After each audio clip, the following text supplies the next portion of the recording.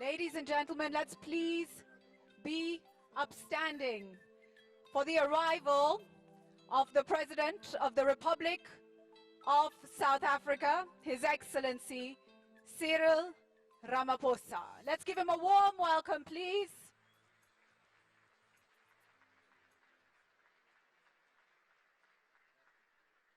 And he is joined by other excellencies from countries across the continent, by our distinguished guests. Ladies and gentlemen, as they settle in, I will ask that we remain upstanding. And now, we have the national anthems of the African Union and the Republic of South Africa.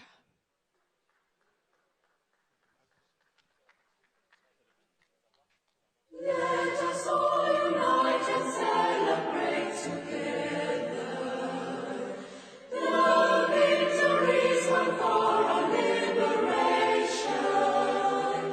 Let us dedicate ourselves to rise together to defend our liberty and unity.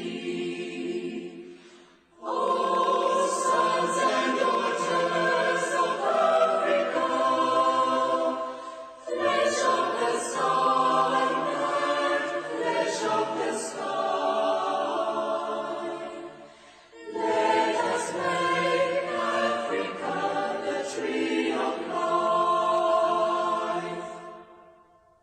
Let us all unite and sing together to uphold the bonds that frame our destiny, our destiny. Let us dedicate ourselves to fight together for lasting peace and justice, honor. Oh, sons and daughters of Africa, flesh of the sun and flesh of the sky, let us make Africa the tree of life. Let us all unite and work together to uphold the rights and fight the cause of freedom. Let us dedicate ourselves to work together to build up our strength in unity and peace. Oh, sons and daughters of Africa, flesh of the sun and flesh of the sky,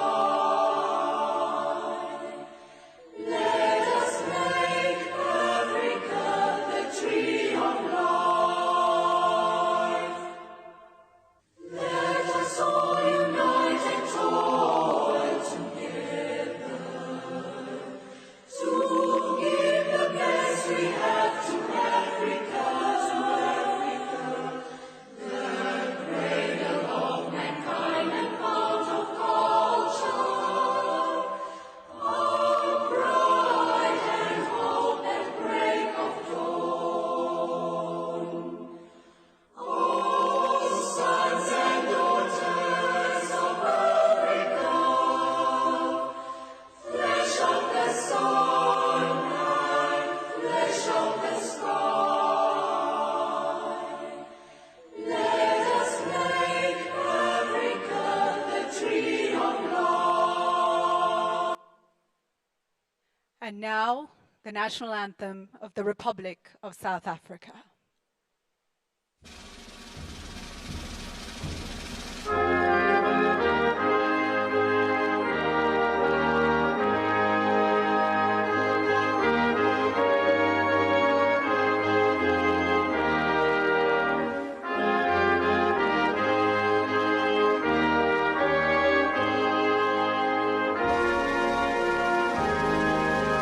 Let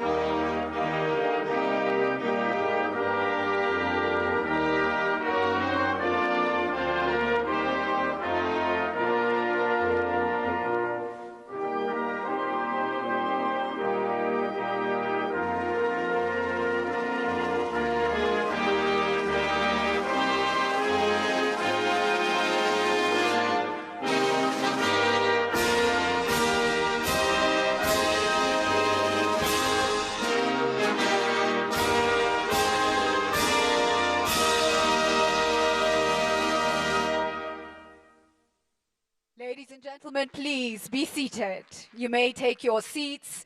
If I could ask all the cameras to please move to the back of the room or find a space at the side of the room. Let us please clear the stage.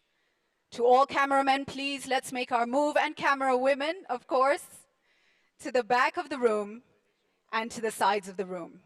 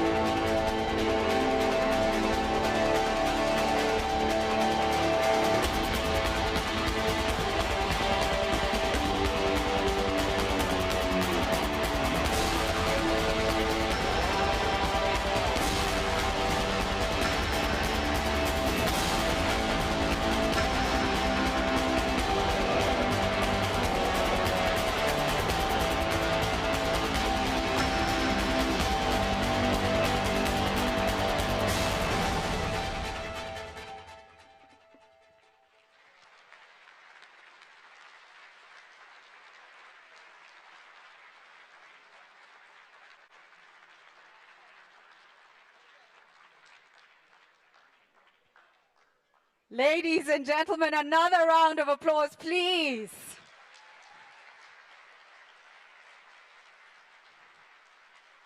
I think that's a perfect example of the youthful energy and vigor of the African continent coming into this room to join with us in our purposeful engagement. How many people could have done that? Amazing. My name is Julie Gishuru. I'm an African businesswoman and I host the Africa Leadership Dialogues. I describe myself as an Afro-optimist and it's an honor to be with you all today. About half a century ago now, one of the founding fathers of this continent, Kwame Nkrumah, said, Africa is one continent, one nation, one people. He went on to tell us, the community of economic life is the major feature within a nation, and it is the economy which holds together the people living in a territory. It has taken Africa a long while to grasp this, yes? But finally, I think we are beginning to embrace this ideology. Do you agree? Yes or no? Yes, I hear some yeses. We are moving. There is a rising awareness on the African continent. There is strategic action, opening Africa up to herself, but also working on opening Africa up purposefully to the rest of the world. This is a continent, ladies and gentlemen, of great opportunity. This is a moment of great possibility, and that is why we are all here today. Your Excellencies, distinguished guests, ladies and gentlemen, welcome to the inaugural Africa Investment Forum by the African Development Bank. Can we give it a round of applause?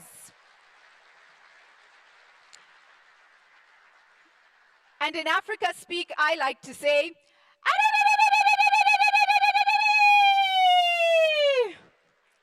with that, ladies and gentlemen, let me welcome a video to just set some context for us. Thank you.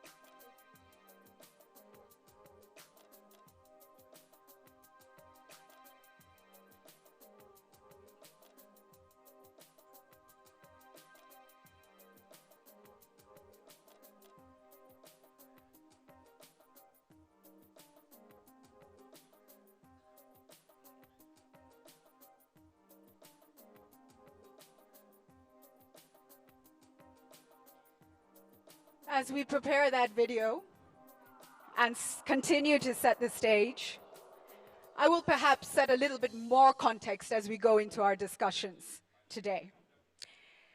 We talk a lot on the African continent, and where we find the greatest failure lies is in implementation. And so let us confirm over the next 2 days that this is not a talk shop, that we are here to partner, that we are indeed here to contract, that many of us understand that our work goes beyond simple contracts because we need to build ecosystems, and that we are willing to go the extra mile. As we cue the video, let me just ask, who do we have here from the private sector? Would you please put up your hands? Strong representation from the private sector. Thank you very much. Thank you. Excellent. Who do we have representing government in the room? Some of our heads of state are not putting up their hands. Yes, thank you, thank you. Good representation from government. Development partners and agencies in the development world. Thank you. Never before have we seen the trust and the willingness to work together. And just as we prepare to go into our discussion this morning, I want to encourage us to really leave this place with concrete, implementable action points. And with that, let me ask the video to please play, and then we shall continue with opening remarks. Thank you.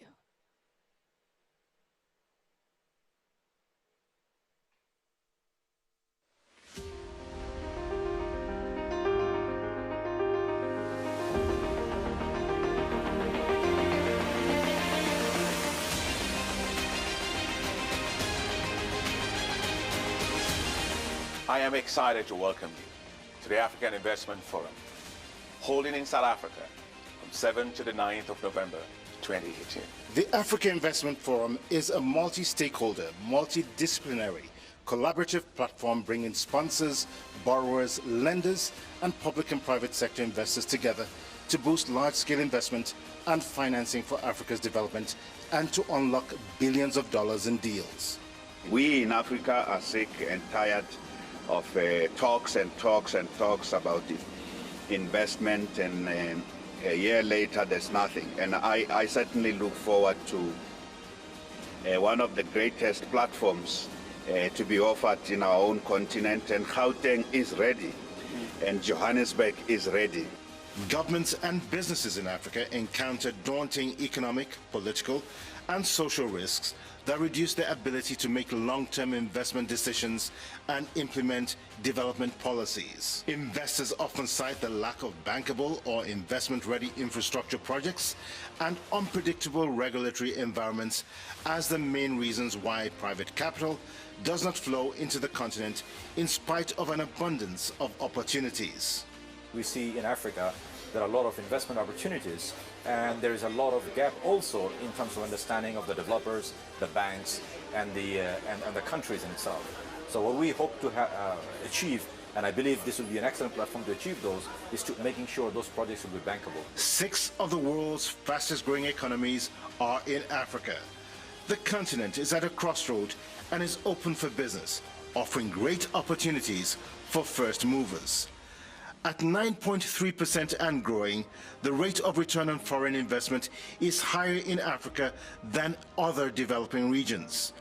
By 2020, Africa's collective GDP will be in excess of $2.6 trillion, with consumption spending jumping to $1.4 trillion. The Africa Investment Forum will completely redefine Africa's investment landscape.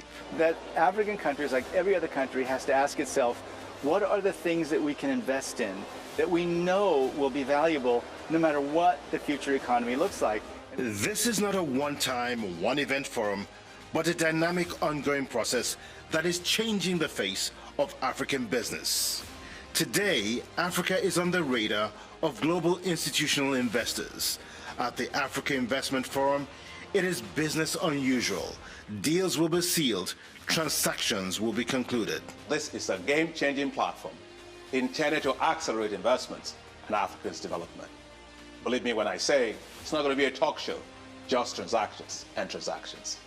We'll be working with numerous partners to make sure that we achieve our goal, which is simple: close Africa's multi-billion-dollar infrastructure gap. The African Investment Forum is glad to partner with the African Development Bank, Gauteng Province, Africa Finance Corporation, Afri-Exim Bank, Africa 50, Development Bank of South Africa, Trade and Development Bank, the Islamic Development Bank, the European Investment Bank, and to be proudly hosted by the South African government. They and numerous partners have come together to provide a totally transactional platform for investors and the private sector. Together, we're changing the face of African investment.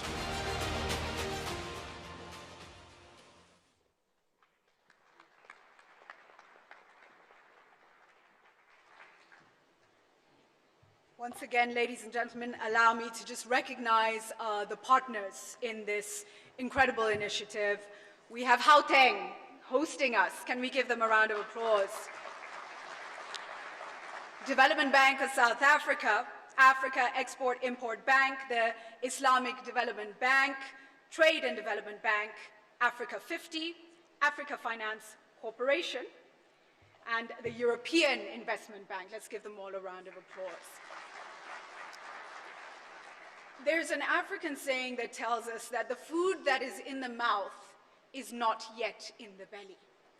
And so we kick off talking, but we are going to act. We will swallow. We are here for action. Allow me to welcome, to give us welcoming remarks.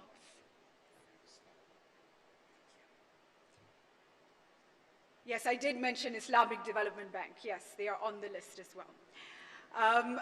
Allow me to welcome the Premier of Gauteng, David Makura, to come and welcome us all to this conference. A warm welcome to him, please, as he comes up. Thank you.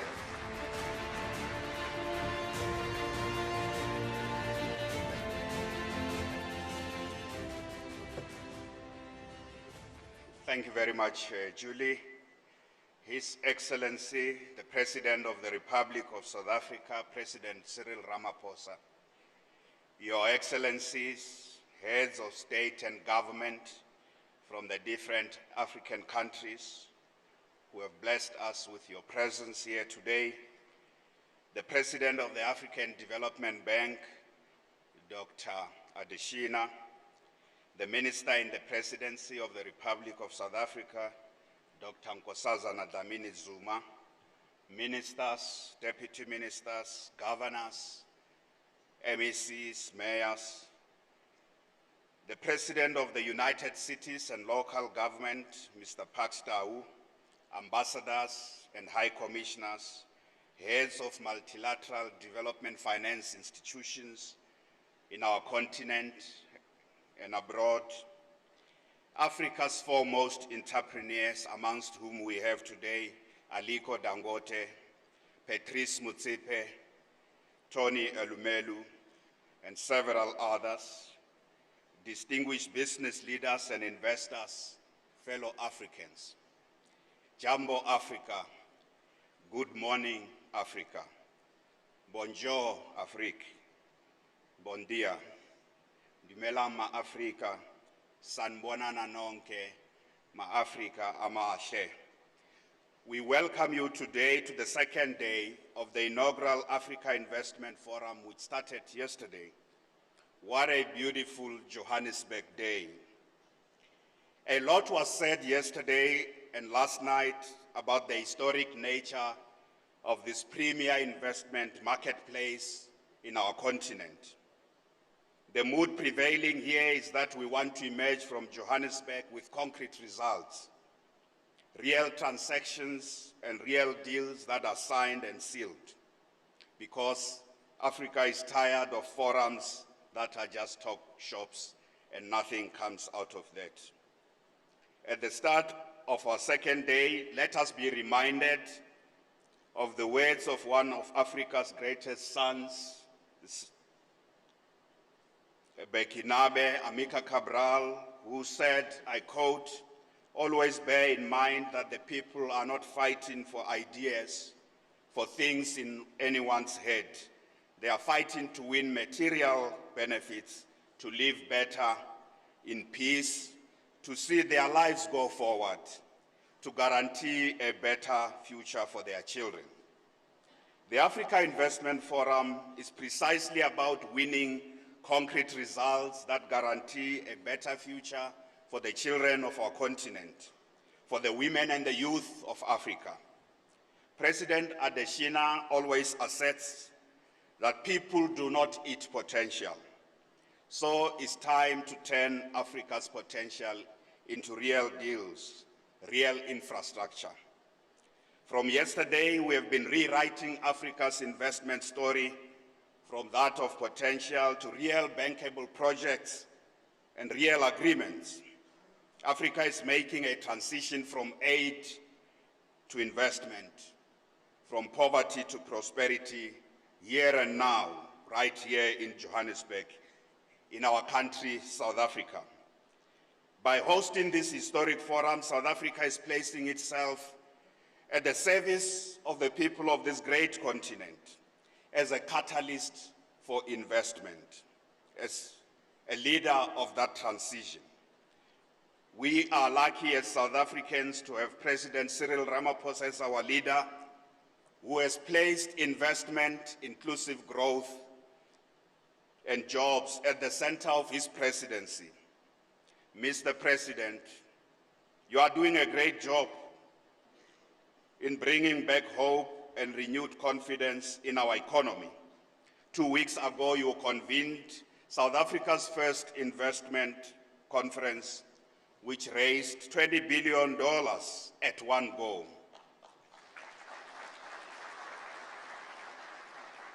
I am confident that the target you set for raising $100 billion in 5 years will be achieved in a much shorter space of time. South Africa is blessed to be led by a leader who understands how business works and how workers think. Someone who understands how investment decisions are made.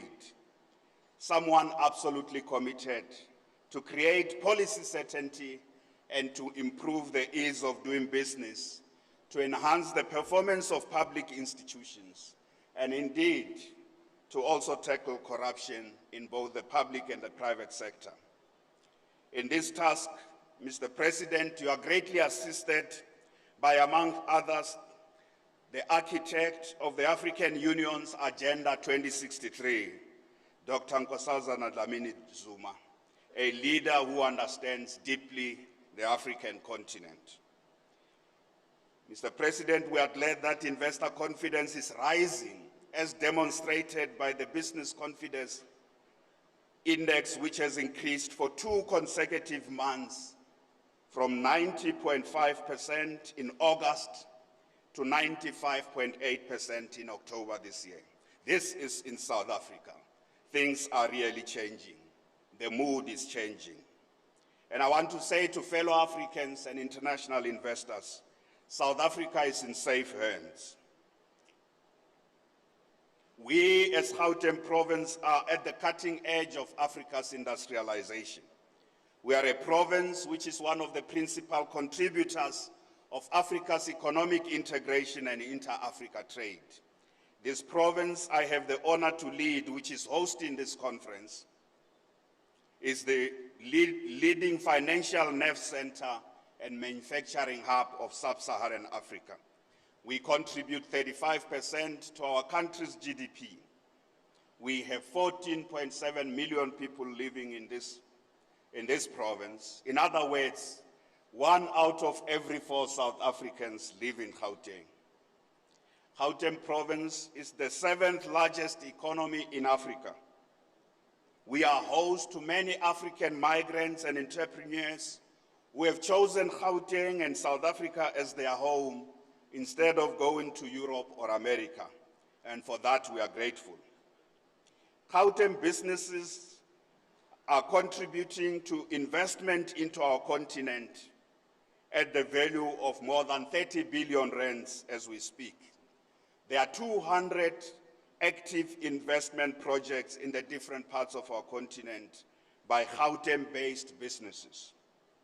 Our business people believe in Africa.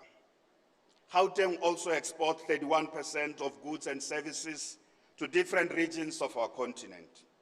Transport and capital equipment, food and beverages, as well as professional services are the key drivers of Gauteng's investment into the continent. One of the big infrastructure projects that Gauteng has put on the South African investment book for this investment forum is the expansion and massification of our public transport system, particularly the expansion of the first speed train in Africa, the Gautrain, which has proven to be a very successful public sector project that has attracted lots of interest from investors locally in South Africa, across the continent, and across the world. Our continent has the potential to become the world's next great manufacturing center in the coming years. Over the past 2 decades, our continent has made tremendous progress in economic and social terms. For instance, real per capita income has risen 50% on average. In some African countries, real per capita incomes have doubled. At the same time, infant mortality fell dramatically from 108 to 55 per 1,000 live births. We are encouraged that despite weak economic growth, foreign direct investment has increased by 60% across the continent. To attract more investment, there is a need for African governments to think deeply about the impediments to investment. This is a matter I know our President will address and the heads of state and government today will deal with. This includes dealing with issues of good governance, improving the regulatory environment. We in Africa are lucky. More often people think of Africa's wealth as its minerals. My view is that Africa's greatest wealth and its real potential lies in its youthful population, its entrepreneurial and resilient women, its vast army of the informal sector businesses. So this investment forum is about unlocking the potential by investing in better infrastructure, better education, better healthcare, and by providing better government.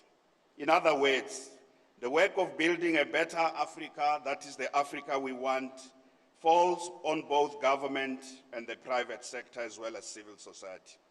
Let me conclude by challenging my counterparts in subnational governments, who often think that the work of creating conditions for investment is that of heads of states alone. I want to say to the mayors and governors of major African cities and regions, we have to do more at our level. We have to do more to promote our cities and regions as destinations for investment and hubs of innovation. We also need to put a lot of weight behind our national leaders. We can't leave this task alone to our national leaders. We have to do much more. This is exactly what we are doing as Gauteng Province. We are putting our full weight behind our president's work on mobilizing for investment in South Africa, including investment in the areas that we call our townships, where the majority of our people still live, so that there's investment there and jobs are created. Once more, I proudly say that Africa, South Africa and Gauteng Province are open for business. Let the transactions and deals be sealed. God bless Africa. Asante sana. Merci beaucoup. Muito obrigado. Siabonga. Realebua. Rolibua. Akens. As we say in Kiswahili, which I'm so delighted is now on the South African curriculum, asante sana, shukrani. We are told we have to do more. We all have to do more. We must think deeply about the impediments to investment. Ladies and gentlemen, allow me, before I welcome our next speaker, to just say it is incredible that at the first ever gathering, we have had so much interest and participation. Let me just recognize and honor. We have the presence here of the presidents of South Africa, of course, of Senegal, of Guinea, of Ghana, of Ethiopia. Let's give them a round of applause, please. We have the Vice President of Nigeria with us. We also have Prime Ministers from Cameroon and Rwanda, and numerous other delegations, heads of delegations. That is amazing. Our next speaker, who is going to give introductory remarks, is one of Africa's champions. And ladies and gentlemen, the only way that Africa succeeds is through driven, smart, innovative champions. Can we give a warm welcome, please, to the President of the African Development Bank, Dr. Akinwumi Adesina. Thank you.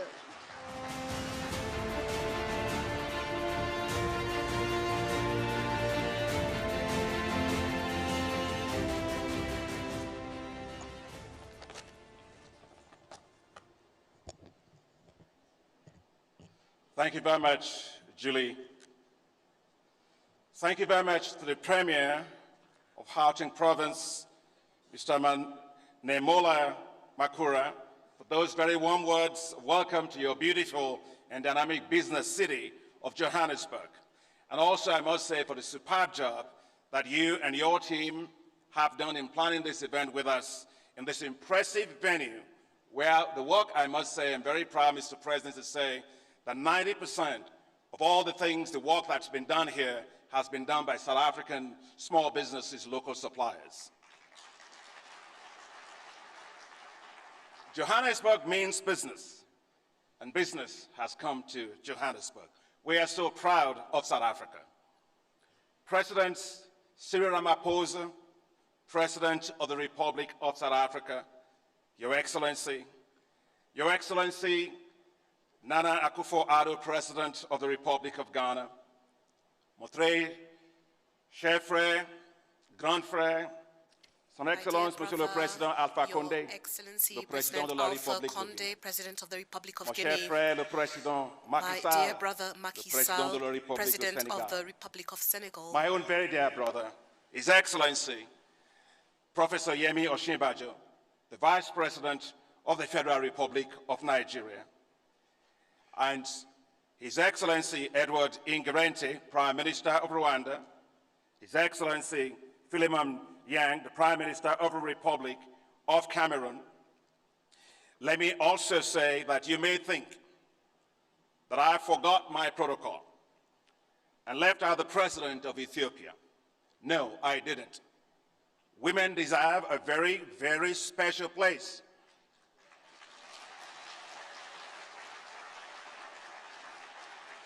Welcome to Africa's newest and only female president, President Saleh Work-Zewde of Ethiopia.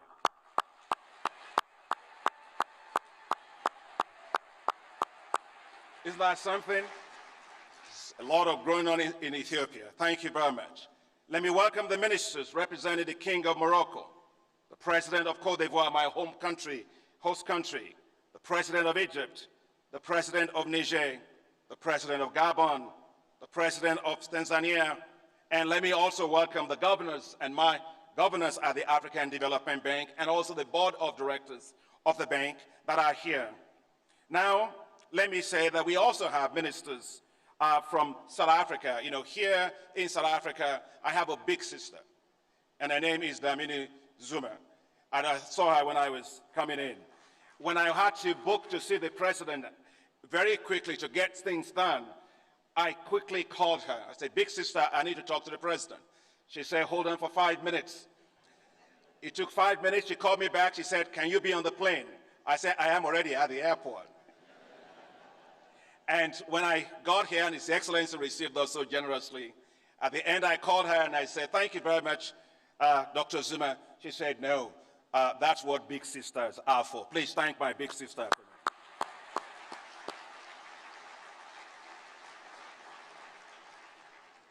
The chief executives and presidents of companies from all over the world, and I welcome you all. If I start naming names, I'm going to get into trouble.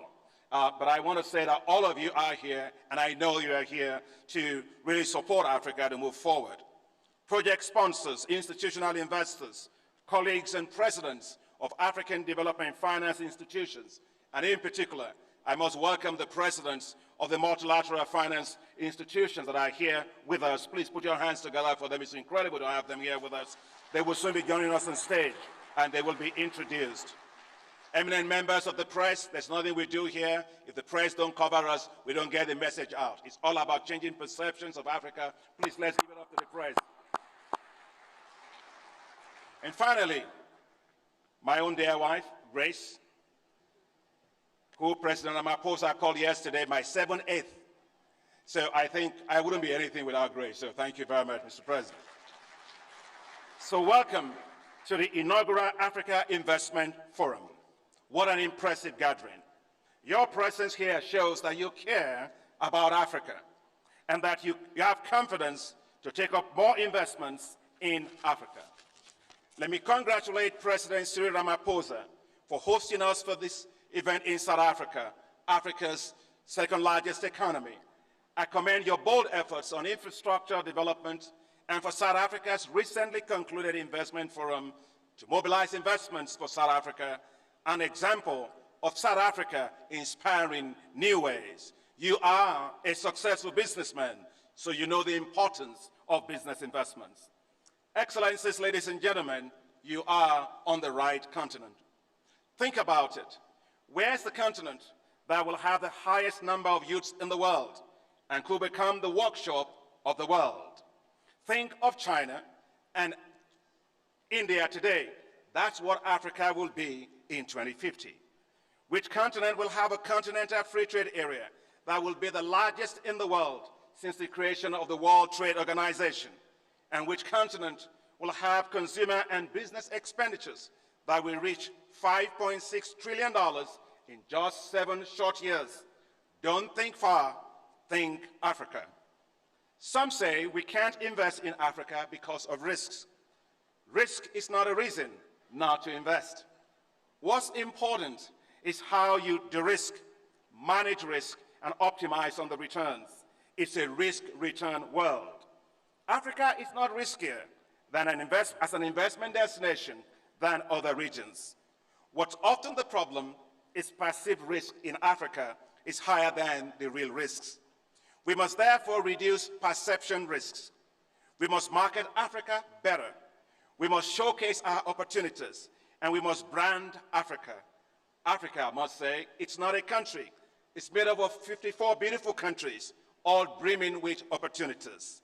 Yes, Africa has massive infrastructure deficits, from ports to railways, to roads, to energy, to IT infrastructure, needed to spur its competitiveness in global markets. The African Development Bank estimates that the continent has a financing gap of 68 to 108 billion US dollars per year for infrastructure. But it's all about how you see it.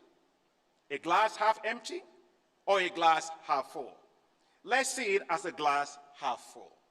That means that Africa offers to you an investment opportunity of 68 to 108 billion dollars a year just for infrastructure. Africa, our continent, is impatient to develop. It will grow faster by providing universal access to electricity. And I want to thank President Alpha Conde for the leadership that he's providing for us on this issue of energy in Africa.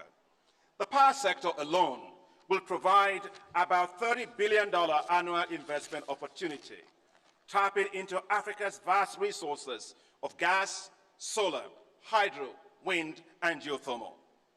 Huge investment opportunities are bound to make Africa the leading region on renewable energy in the world. That's why the African Development Bank is working to spearhead the development of a new initiative called Desert to Power, to establish 10,000 megawatts of solar all across the Sahel. This will become the largest solar zone in the world. Vast opportunities exist for food and agribusiness companies. Just think about it. The population of Africa will reach 2 billion by 2050. As I said, it's huge. They don't drink oil, they don't smoke gas, they eat food. And Africa has 65% of all the arable land left uncultivated to feed those 9 billion people by 2050. So what Africa does with agriculture today is going to determine the future of food in the world. So the market for us on agriculture is massive. By 2030, it will be worth a whopping $1 trillion. So if you're trying to, I know we have Mosepe, we have Aliko, we have Tony Elumelu, we have all you, President Ramaphosa, all you billionaires that are here. You will make more billions, I must tell you, if you are in agriculture. I can tell you that. The opportunities are there, so let's do the deals. Africa offers the world the biggest deal of all. So what makes this Africa Investment Forum a truly innovative and unprecedented game changer, different from any global investment forum? The Africa Investment Forum is 100% transactional platform to develop projects, de-risk deals, fast-track the closure of deals, and improve the business environment for investments to thrive in Africa. The goal is simple: allow investments to land smoothly on investment runways in Africa. At this Africa Investment Forum, Your Excellencies, distinguished friends of Africa, we have 306 project transactions valued at $208 billion that have been developed. Over the next 2 days, 60 projects and deals worth $40.4 billion will be discussed in boardroom sessions by investors and promoters to fast-track closure of deals or to remove policy and regulatory constraints to deal closure. And as you walk right through, you will see an additional $28 billion worth of projects showcased in what we call gallery walks, which have yet to move into those boardroom conversations. Over 330 investors will be in these boardroom conversations. And I must say, the demand for these boardrooms have been so overwhelming, so much so that 92% of all the investment boardrooms are oversubscribed. That's remarkable for the first Africa Investment Forum. I stand here on behalf of so many. The African Development Bank is not here alone. We are on this platform together with our co-partners, the Africa Exim Bank, Trade and Development Bank, the Development Bank of South Africa, or Africa 50, the Islamic Development Bank, the European Investment Bank, and several others that are with us on this platform. This platform also brings together several multilateral development and finance institutions, including International Finance Corporation, the World Bank, the European Investment Bank, the European Bank for Reconstruction and Development, the Inter-American Development Bank, the Asia Infrastructure and Investment Bank, and the Multilateral Investment Guarantee Agency. We are doing business differently. The Africa Investment Forum platform helps to intermediate, to cut back on such costs for investors, and to create an open platform where public and private sectors interface with investors. We are here together with one goal: to fast-track investments in Africa. And we have to. Africa wants to create wealth and unleash prosperity for its people. Africa is open for business, and African countries are ready. The facts speak for themselves. Today, you see Africa leads the world in terms of number of reforms. Presidents were there together with us in Berlin, compact with Africa countries. 108 policy commitments made. 101, 98 of those are well on track. I think our leaders deserve a real clap for that. I know reforms are difficult. It's like pulling teeth sometimes, like being a dentist, but they take time. But when they work, the dividends can be massive. Senator Chris Coons, in announcing a recent establishment of the United States International Development Finance Corporation, says, and I quote, "We always asked, what's the next China after China? Well, appropriately, China figured it out. The next China after China is Africa." President Cyril Ramaphosa said last week in Berlin, and I quote him, "See Africa as an investable continent," end of quote. German Chancellor Angela Merkel said, "In the past, we have looked towards Asia. In the future, we should look more to Africa." Ladies and gentlemen, that future is now, and Africa knows it. Africa to Africa investment is rising, reaching $12 billion in 2018. And we are here today with many of those that are making investments all across our continent. Africans, as Africans, are investing in Africa because Africans also believe in Africa. Just like a lion walks right through the savannah lands of Africa, assured of his place and confidence in his capacity, so must Africa arise and confidently overcome all obstacles, surging forward towards investments on this continent. Mountains may loom large and prevent us from seeing the lush plains. Mountaineers don't get deterred.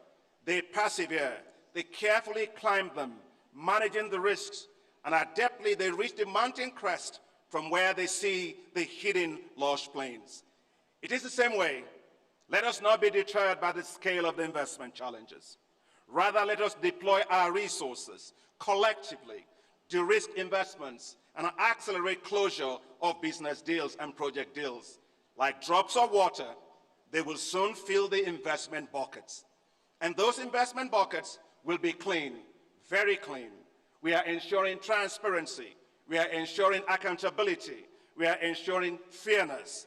We plan to introduce on this platform innovative technologies that will help to improve transparency, traceability, immutability of records, and integrity of all transactions. There is no doubt, Excellencies, ladies and gentlemen, that we are all here at a historic, defining moment for investments in Africa.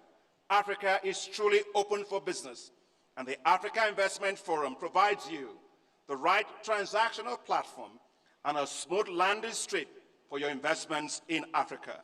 Now let the deals begin.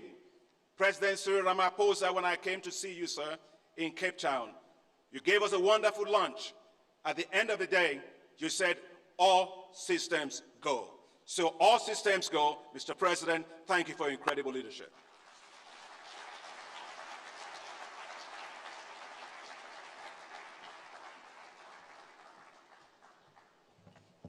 Are you inspired, ladies and gentlemen? Are you inspired? Are you fired up? Dr. Adesina tells us we must reduce perception risks. He's gone on to tell us about the amazing projects and opportunities, what's actually happening. But can we start by saying we have to have mindset change within the continent and without as well. Emancipate yourselves from mental slavery. None but ourselves can free our minds. Marcus Garvey said it, Bob Marley sang it. We must do it. Africa, largest solar zone in the world, yes? Africa, most productive continent when it comes to agriculture, yes? That's what we're building to.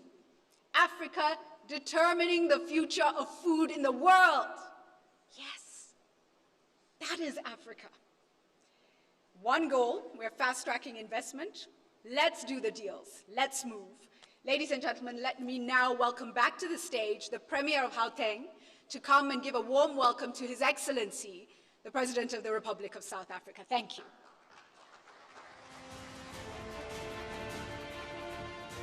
Ladies and gentlemen, I'm sure all of you are waiting to hear from our President. As I said, we are very happy as a country to be led by a former trade union leader, a businessman, and one of the key architects of South Africa's constitution and its national development plan. He's been working on these things. Now he is here to get them implemented. Mr. President, welcome, and we are ready to be addressed by you.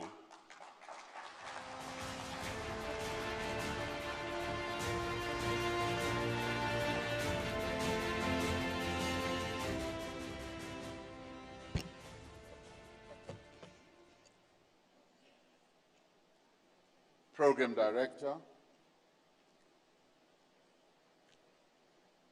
Your Excellencies, Heads of State and Government, the Premier of our province in Gauteng, President of the African Development Bank, business leaders, ministers, deputy ministers, and ladies and gentlemen. Yesterday, something rather strange happened, last night rather. Many of the people who are here got involved in something that I had not seen for a very long time. Business people, ministers started doing something rather strange near the stage when music was being played. And at the head of this process was none other than Dr. Adesina, who was sitting next to me. He came to me and said, "Mr. President, a lovely song is being played. Would you allow me to go and dance?" I happily gave him permission to go and dance, and his wife followed in tow. Thereafter, a minister in our cabinet started moving towards the stage herself, Dr. Nkosazana Dlamini Zuma, and thinking that she would be rather lonely on the stage in terms of dancing, she then coerced me against my will to go and dance. So they got me to do something that's not very much in line with the business I'm involved in, which is being a president. I saw President Akufo-Addo, President of Ghana, looking strangely at the gyration of bodies near the stage. I was not brave enough to invite him to come and dance. Last night was a wonderful night, and I saw business people who have come here to South Africa relaxing and enjoying themselves. It is with this in mind that I have a great deal of pleasure to welcome you to South Africa, particularly to this inaugural Africa Investment Forum. I wish to commend the African Development Bank, the continent's preeminent financial institution, for convening this forum. But I also want to thank our government here in Gauteng for having agreed to be a partner with the African Development Bank to host this forum together with the national government of the Republic of South Africa. The Africa Investment Forum is a significant milestone in our quest to reshape the fortunes of the African continent.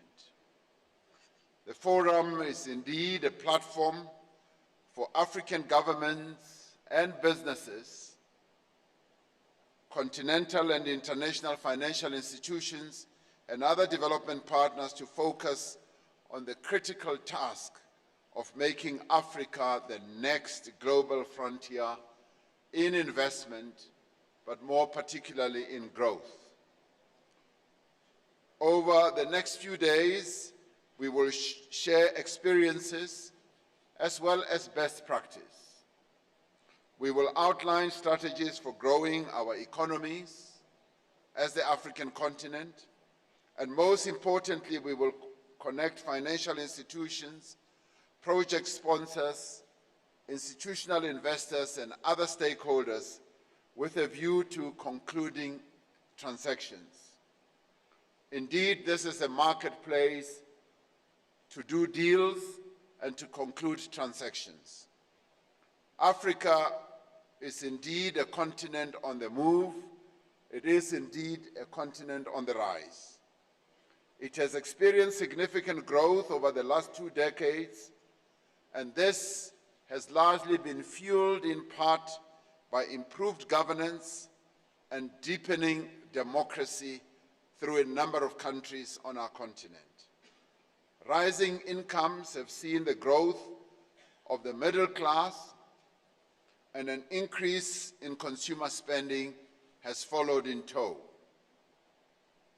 With substantial urban growth, ready internet access that many of our people now have, abundant resources, and a large youthful population, African countries have enormous potential to leverage the technological advances towards the fourth industrial revolution. They have the potential to forge a new world of work that fosters innovation and entrepreneurship. To realize this potential, Africa needs to invest in the skills and capabilities and well-being of its people. Africa needs to empower its youth. It needs to also empower its women so that they can fuel the growth that we are bound to have on our continent. It needs to improve governance as well and promote peace and stability.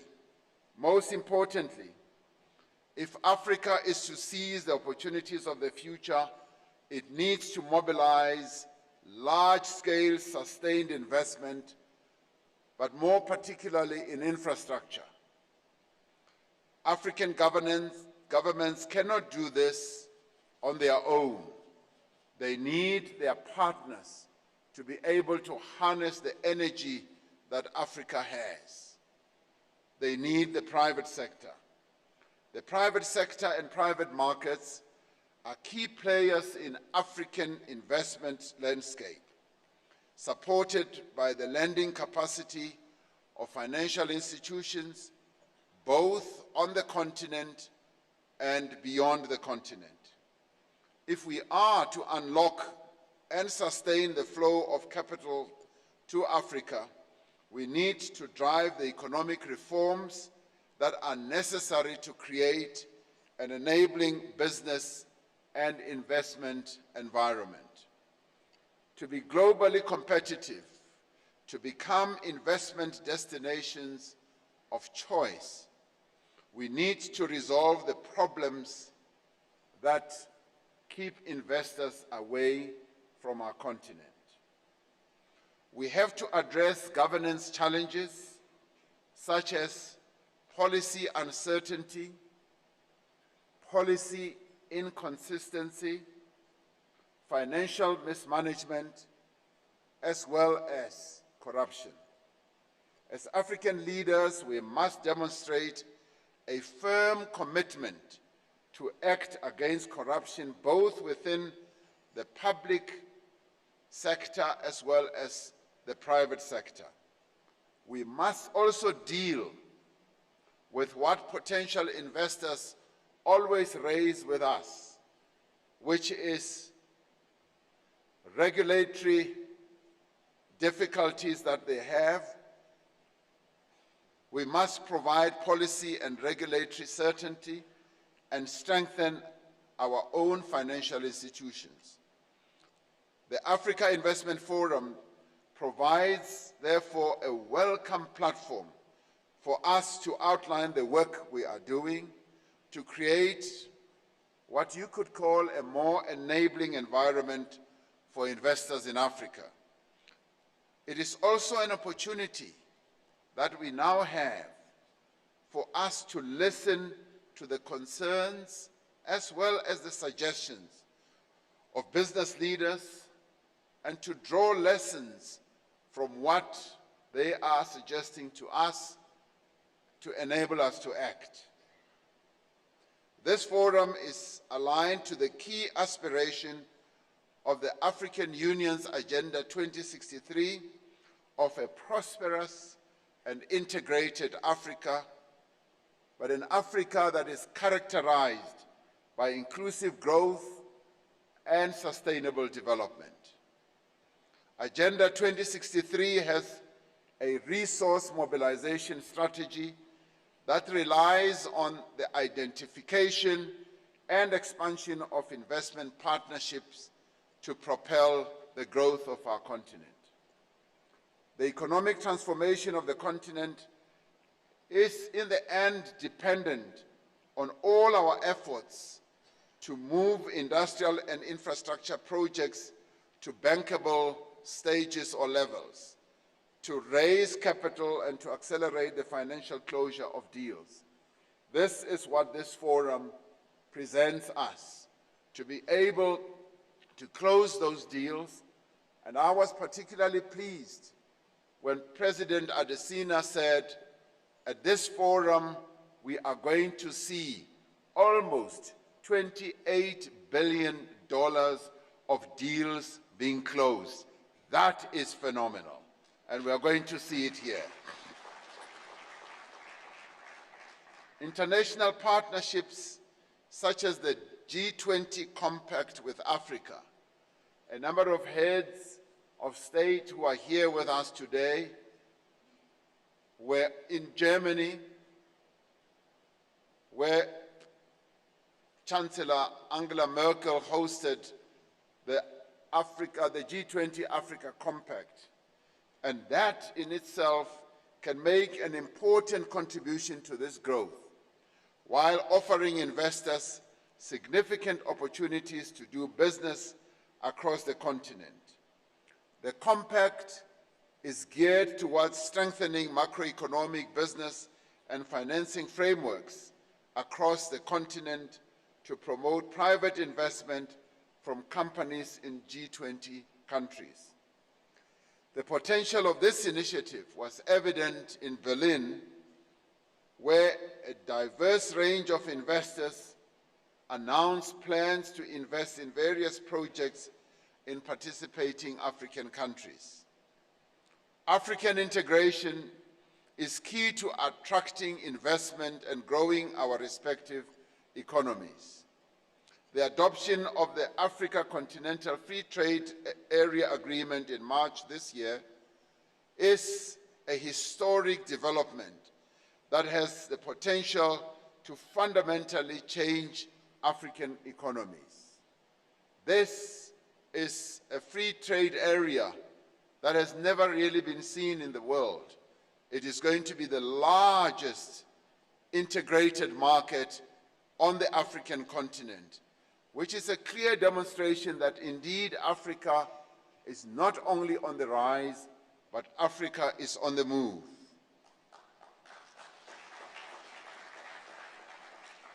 The expansion of intertrade in Africa through the Continental Free Trade Area will contribute to better policy harmonization and trade liberalization and facilitation regimes.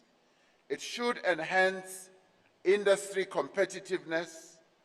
It will also expand continental market access and lead to the better allocation of resources. What it is also going to do, it is going to unleash the potential of our continent with regard to industrialization, with regard to the manufacturing industry. We are going to see a whole host of factories rising on the continent, because once the continent is integrated as we envisaged, as a single market, consumers are going to want to be the active participants, and therefore entrepreneurs and investors will find a ready market in the consumers that are replete on our continent. This will be good for investors who will have a market of more than 1.2 billion people and a combined GDP of more than $3.4 trillion. Economic integration, whether at continental or regional level, will further deepen the interconnectedness of all our African economies. The fortunes of any country will be even more closely dependent on the fortunes of all countries. As South Africa, this informs our approach to investment and development. We know that as a country, much as we are at the tip, southern tip of the continent, we are intricately linked to the whole continent. We, as a country, have launched an ambitious investment drive, as the Premier David Makura was saying, to raise $100 billion in new investment over the next 5 years. This is vital to reigniting growth in our economy and creating jobs on a far greater scale. 2 weeks ago, we held the inaugural South African Investment Conference here in this very venue, where several companies announced, and in fact were competing to announce, the new investments that they wanted to effect in our economy. And in the end, 290 billion rand of investment, an equivalent of $20 billion, was announced as active investments that are going to come into our economy. Now, we saw this and continue to see this type of investment in our economy at the southern tip of our continent as an investment in Africa. With its diversified economy and manufacturing base, its advanced infrastructure and large workforce, and sophisticated telecommunications and financial sectors, South Africa has long been an important destination on the continent for foreign investors. Our strategic position offers opportunities for investors wanting to do business in the rest of the continent. We firmly believe that the growth of any one African economy presents opportunities for its neighbors. It also presents opportunities for the rest of the continent because it creates new markets for goods and services, increasing trade opportunities and expanding potential for intra-African investment. We, as a country also, we advocate that investments should flow throughout the whole continent. When we see an investment being effected in Ghana, in Senegal, or any of our African countries, we are overjoyed because through this, we know that as South Africa, we are also going to grow. It is for this reason that in 2016, the South African government launched an agency in the Department of Trade and Industry called Trade Invest Africa. It gives effect to our conviction that sustainable growth in South Africa cannot be separated from growth from the rest of the African continent. Trade Invest Africa is tasked with facilitating outward investment by South African entities to the rest of Africa through targeted financial and non-financial support. Our approach is informed by a realization that trade integration alone will not bring sufficient economic benefits. Our approach seeks to address industrial capacity as well as infrastructure development alongside the implementation of free trade arrangements. To extract the real value of continental trade, we need to have the means to produce the goods that we want to trade. We need factories, affordable energy, reliable water supplies, universal broadband and integrated supply chains. We also need the roads, the railway lines, the harbors, the air networks that are essential to move these goods around our continent. And the people who will produce and transport these goods need decent housing in sustainable communities. They need schools, universities, clinics, as well as hospitals. It is vital, therefore, that we take an integrated approach to economic development, both within countries and around the continent.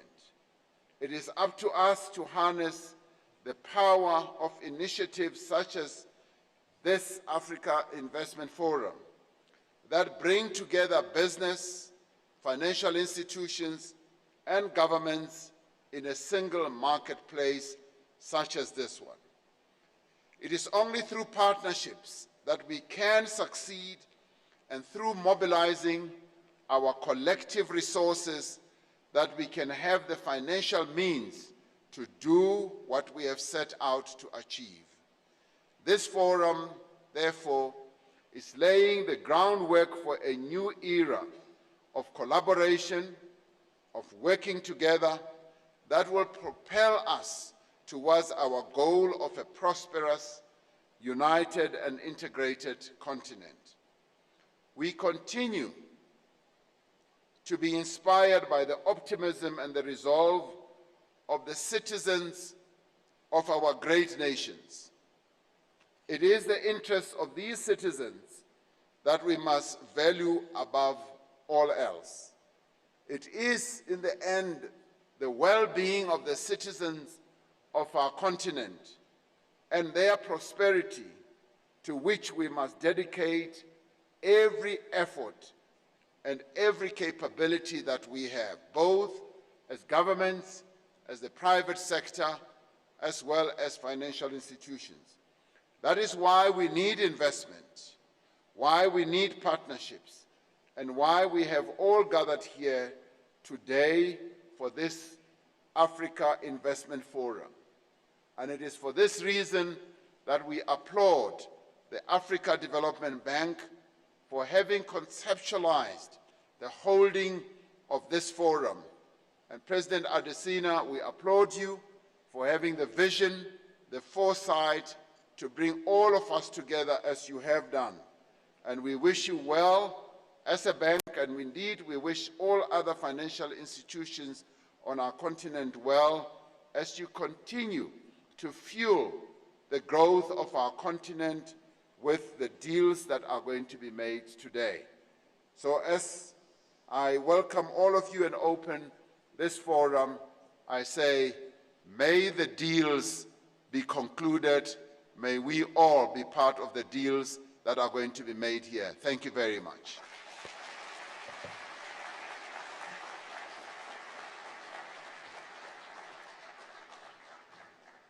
Thank you very much. Mr. President, please do not take a seat there. I will ask you to stay on the stage, please, sir, and take the center seat. That one is yours.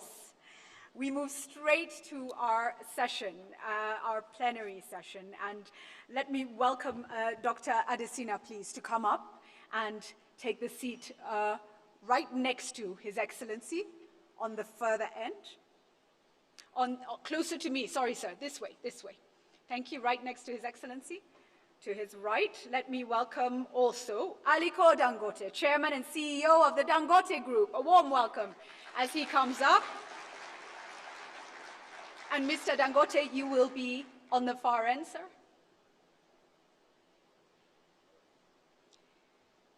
And ladies and gentlemen, Majid Saif Al Ghurair, Chief Executive Officer of Al Ghurair Group, please do join us. And you will be right next to His Excellency. The middle seat, sir, please. Okay. Thank you.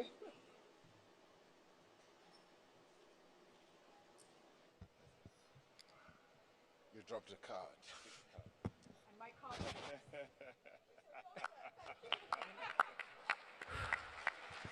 Thank you very much. Ladies and gentlemen, we go straight into our conversation, and I'll begin, Mr. President, with you.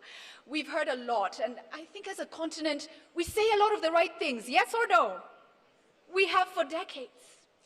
But I want you to do in elevator pitch style, from your heart, as an investor, as now head of government, why should people bank on Africa?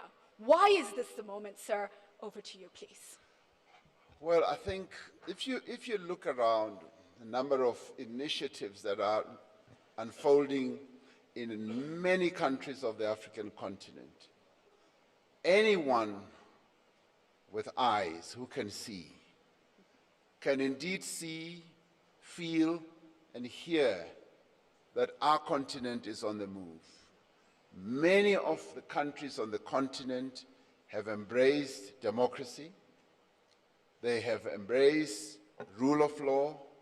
They have embraced policy certainty, and they are improving it on an ongoing basis. And they are transforming their countries into investment destinations and investable countries.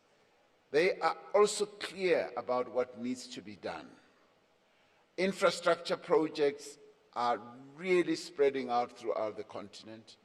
The African Union itself, the government of the continent, is at the forefront of policy formation, of ensuring that countries do adhere to good governance processes, but also good economic processes moving forward.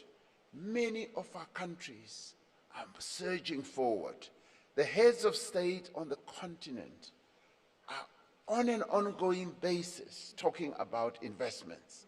They are talking about the development of their countries, but they are going beyond that. They are doing it in real effect, and they are attracting investments to come to their countries. But what is also admirable is that many African countries have stopped looking at the private sector as the enemy. Right, okay. They've stopped looking at business people as the enemy. They are looking and working with the private sector in cooperation, in collaboration, and they are doing so, also ridding their own countries of acts of corruption, ensuring that everything is done in line with proper governance processes. So Africa, for that reason, is truly on the move.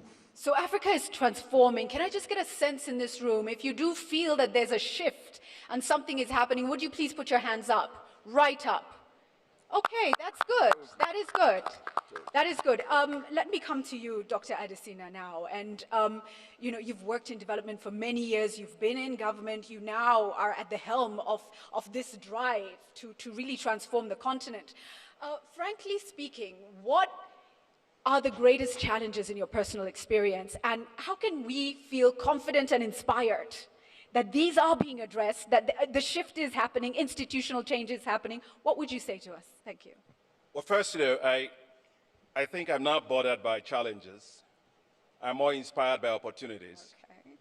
And the opportunity is exactly what you see here.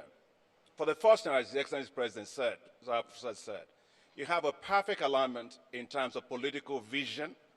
We have Agenda 2063. Dr. Zuma was there who led us to that Agenda 20, the Africa we want. And as President of African Development Bank, with great support of the Board of Directors, we decided we are going to align ourselves to fast-track that Agenda 2063. I'm not going to be around here 50 years. But I do know by God's grace, for the short years that we're around, we want things to happen fast because you can't keep hoping into the future. We have to bring that closer. People have to feel development today. We must fast-track that. So the first thing I want to say is that there is a palpable thing in the hearts of our leaders, every one of them that's here, to want to fast-track Africa's development. I think that's one thing that we must understand is changing. We were together with President Cyril Ramaphosa and other presidents here in Berlin with Chancellor Merkel. And over dinner, Chancellor Merkel was talking about the fact that, well, you know, if we were having this conversation, you remember, Mr. President, 10, 15 years ago, it would be a different conversation. We'd probably be talking about conversation of aid and so on, and President of Ghana, you know, was there, and President of Senegal was there, President also Alpha Conde was there, and we had President of Rwanda there. It was such a powerful conversation. And I remember President of Rwanda saying, well, you look, we want you to change the lenses at which you look at Africa. We don't want you looking at Africa from the lenses of aid. We want you looking at Africa from the lenses of investment. And I think that's a fundamental thing that's changing. Now, why do I feel so excited? Right. Look, I feel excited because, you look on this panel here, right? You've got the President of South Africa. He's a businessman. He's a billionaire. You've got Gura here. He's getting there. After you announced $20 billion, Mr. President, you're a billionaire. You have Aliko Dangote. What you have are people that you have Motsopi, you have others here, Olumelu, everybody. They are doing transnational businesses. Look, if you look at the number of cross mergers that have happened between 2006 and 2016 in Africa, it went from 228 to 418. I'm talking of cross-merger businesses. You're looking at Aliko Dangote and others that are making investments. Africa to Africa investments. 2006, it was only $4 billion. 2018, it is $12 billion. That's moving. So I think that the opportunities are immense. The President said it fantastically in his remarks. We have to make sure that we deal with the energy problem. You know, it's the most important thing. Africa cannot develop in the dark. And that's why you find that if there's anything that we think we have most important is just to make sure that that works. So I think that the challenges for me are opportunities, but political will, clear vision, and private sector, and that's the way we want to go. And Africa is not going to be an aid-driven continent. Africa is going to be an investment-driven continent. Thank you for that. And we cannot overstate the importance of heads of state collaborating, working together, building partnerships. Aliko, let me come to you now. And you've been moving across the African continent, getting innovative, trying to see what you can do in different spaces, in different countries. You've faced the challenges and you've seen the opportunities. So I want a candid perspective from you. What is working and what are the challenges we need to deal with, please? Well, thank you very much. First of all, I would like to congratulate President Adesina for gathering this massive crowd. It's just not a talk show, it's to sign projects and deals. I must really congratulate you because I've never ever seen this kind of crowd in Africa ever. So congratulations. Well, yes, you are right. We are, very much investing in a lot of African countries. We have so far invested in about 10. And completed, and then we have almost about 8 again, under construction. And in the last 4.5 years, we have invested over $4.8 billion in other African countries. And I think, like what you said, yes, what is working? I think a lot of things now, there is rule of law. Like what President Ramaphosa said, they don't really have that inconsistencies in government policies. And I think it is really good for government and private sector to work together. Because what really discouraged people at the first was all these rampant changes of policies. And sometimes when government see that you are making money, they are going to change the goalpost and say, no, we don't want people making money. You're making too much. You're making too much now. Well, there's nothing like making too much money.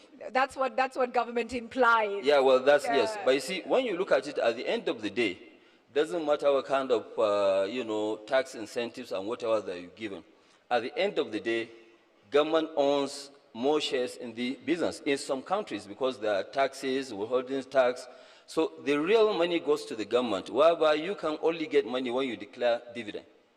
So whether you make money, you don't lose money, you are creating economic activities where government will charge you VAT or sales tax or whatever. So you are generating quite a lot of, so government, they need to understand it is good to make sure that they actually give that labeling, the environment so that people can go and, invest heavily.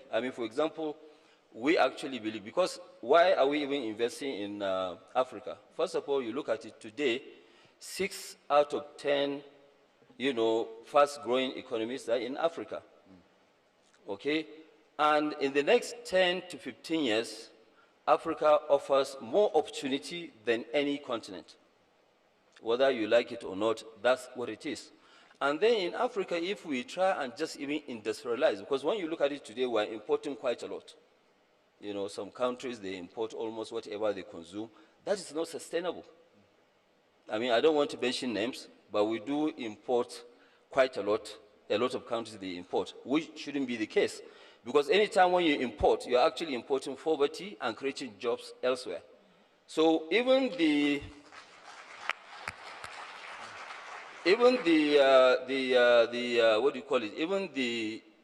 AFCTA will not work unless we produce our own goods. And that's why I'm very happy that South Africa insisted on minimum 80 to 85% of local content. And that's the only way that the AFCTA will work. But when you look at it today, problems that governments cannot solve, with partnership with private sector, will be able to solve. Right. Today, for example, we are building 650,000 barrels of, refinery. We are doing 1.3 million tons of polypropylene, polyethylene, which is petrochemical. We are building 3 million tons of fertilizer, which will be commissioned first quarter of next year. So you are talking about 16, and then gas pipeline of 500 kilometers, 2 of them coming from southern part of Nigeria to the west. And that will sort out the issues about all these gas flaring and coal. Why? Because when you look at it, according to McKinsey, 2025, the consumer spending will move to 2.1 trillion. Why should we go elsewhere? But Africans must understand, for us to industrialize Africa, we as Africans must lead. Thank you. Very powerful. And your message there, I think, on taxes is maybe how can you partner better with government, collaborate better to ensure that, yes, it is in the benefit of communities, of countries, and at the same time, we're not overtaxing. Majid, let me come to you. Again, you know, your portfolio is wide, and your experience is rich. When you look at the African continent, what do you see as an investor? What are the opportunities that attract you? What are maybe the issues that you would like dealt with? Good morning, everyone. Thank you very much. I mean, I think this is a wonderful platform. And the main thing being said today, this morning, that we need to act. We don't need to continue speeches and talk about it. And I think one of the things, I mean, in Dubai, and the government of Dubai, and His Highness Sheikh Mohammed bin Rashid Al Maktoum, our Vice President and ruler of Dubai 10 years back, he asked the business community and the Dubai Chamber of Commerce to create strategy for Africa. And he said Africa is the coming continent, and we need to focus in Africa. So what we did at the Chamber, we engaged McKinsey with us to put a strategy for Africa. And they came back with two strategies. One of the strategies is to create a platform where we can get business and government together and businesses interested in Africa and create a conference in Dubai. And we've been doing that for the last 10 years in Dubai. And I thank a lot of head of state also attended this conference. The next thing is to open offices for the chamber to facilitate businesses in Africa. So the first office we opened in 2013 was in Addis Ababa, and it was very successful office for us. Then we opened Ghana, then we moved to Mozambique, then we moved to Kenya. And we can continue looking forward to opening more offices to facilitate our business community in Dubai, because we think Dubai is going to create a hub for a lot of businesses also from Africa want to go international, because Dubai provides a fantastic infrastructure when it comes to transportation. The other thing, I mean, we created a lot of connectivity with Africa. Today, Emirates fly to almost 20 cities in Africa. So connectivity and logistics is very important to move trades. So this is very important for us. More on that, we operate some of the port facilities in Africa. I mean, DP World operate few ports in Africa. So by creating this connectivity and a platform for people come together, I think that the opportunity is huge. And we could see the number of trade being increasing between Dubai and Africa. If we take one industry, for example, industry which is flowers. The production of flower in Africa is huge and is growing massively. Why these flowers have to go somewhere in Europe and from there marketed to the whole world? Why not an African company created abroad, for example, in Dubai, and the flower comes in Dubai, and the added value created in Dubai and to move to other continent. So there is plenty of opportunity, and I think we can see year to year this number is growing, and we are very optimistic about business with Africa. Thank you so much. Just to share the importance of the flower industry.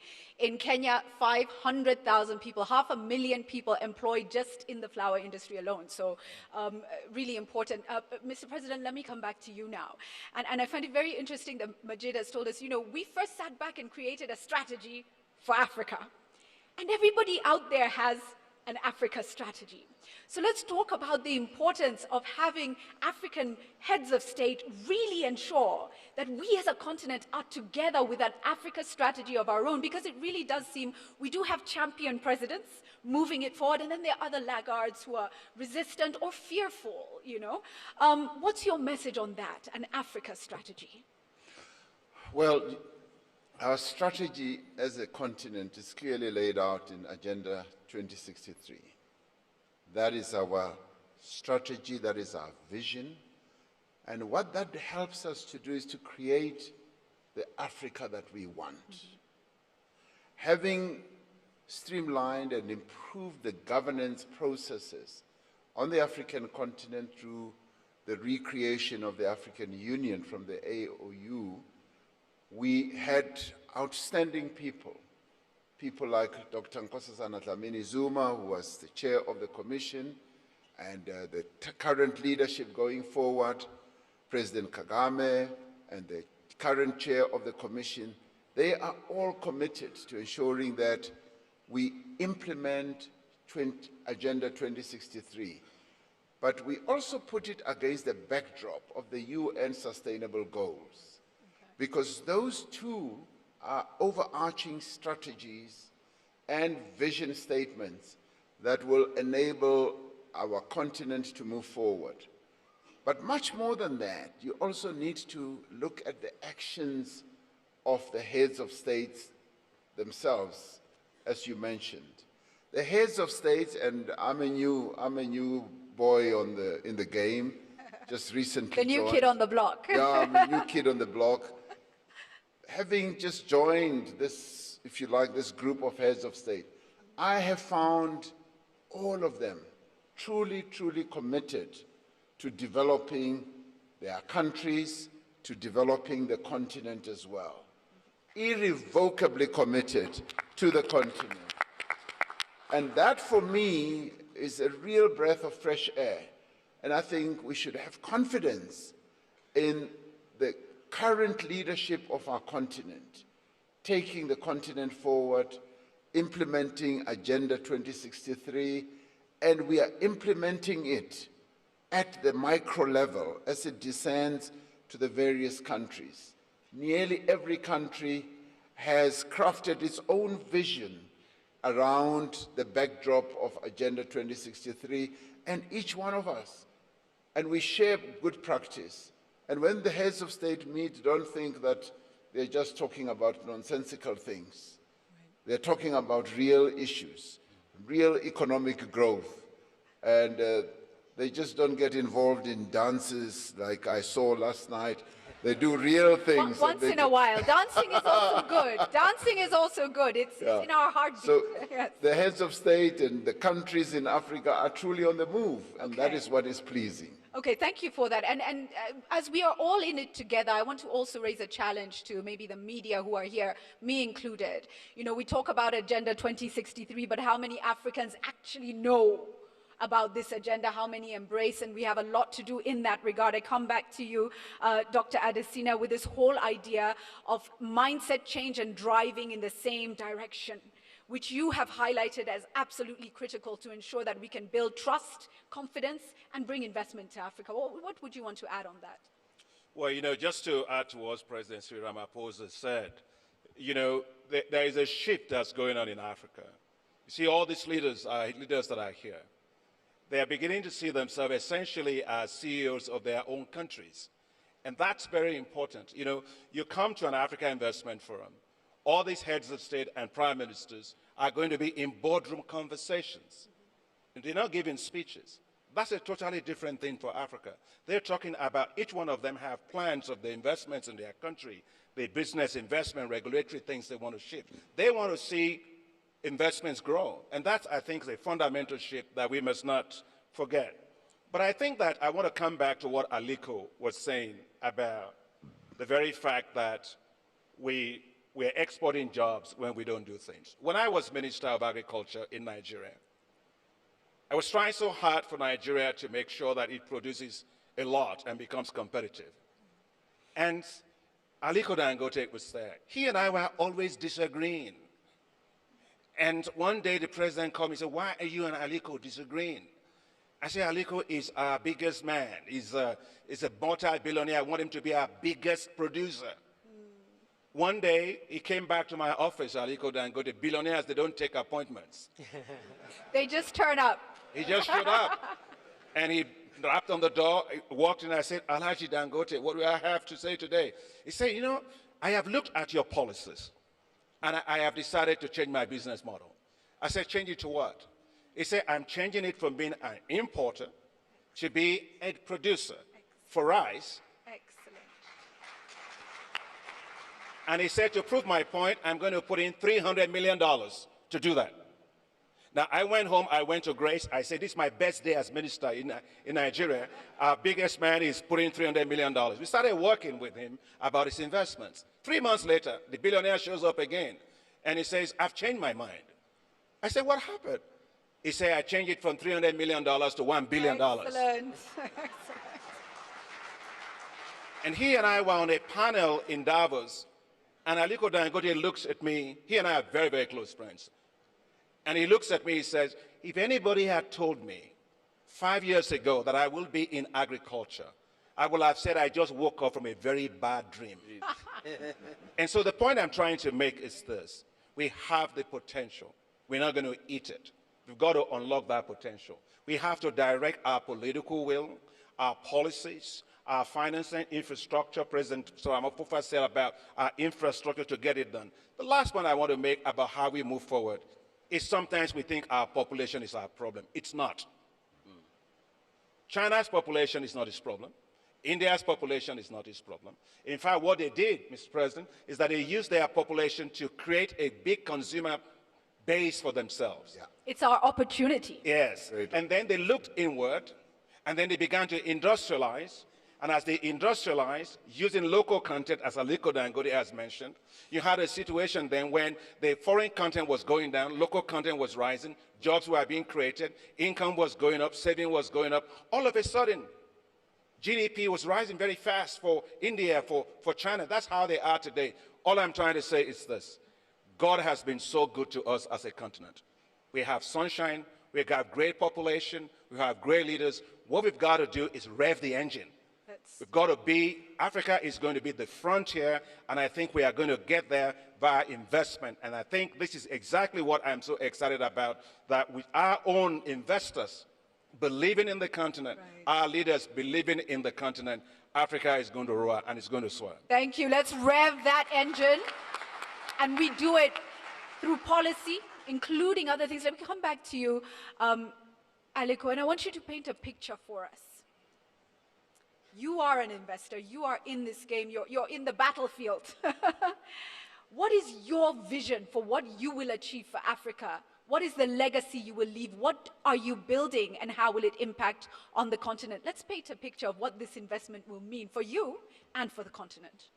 I think what that will do is to see how some of us, which I really, of course, want to be among the some, to try and transform Africa to exactly what happened in Asia. Okay. Nobody will come and transform Africa but us. So we must lead. And if you look at it, even look at how the American economy is today, it was actually made possible by 5 people.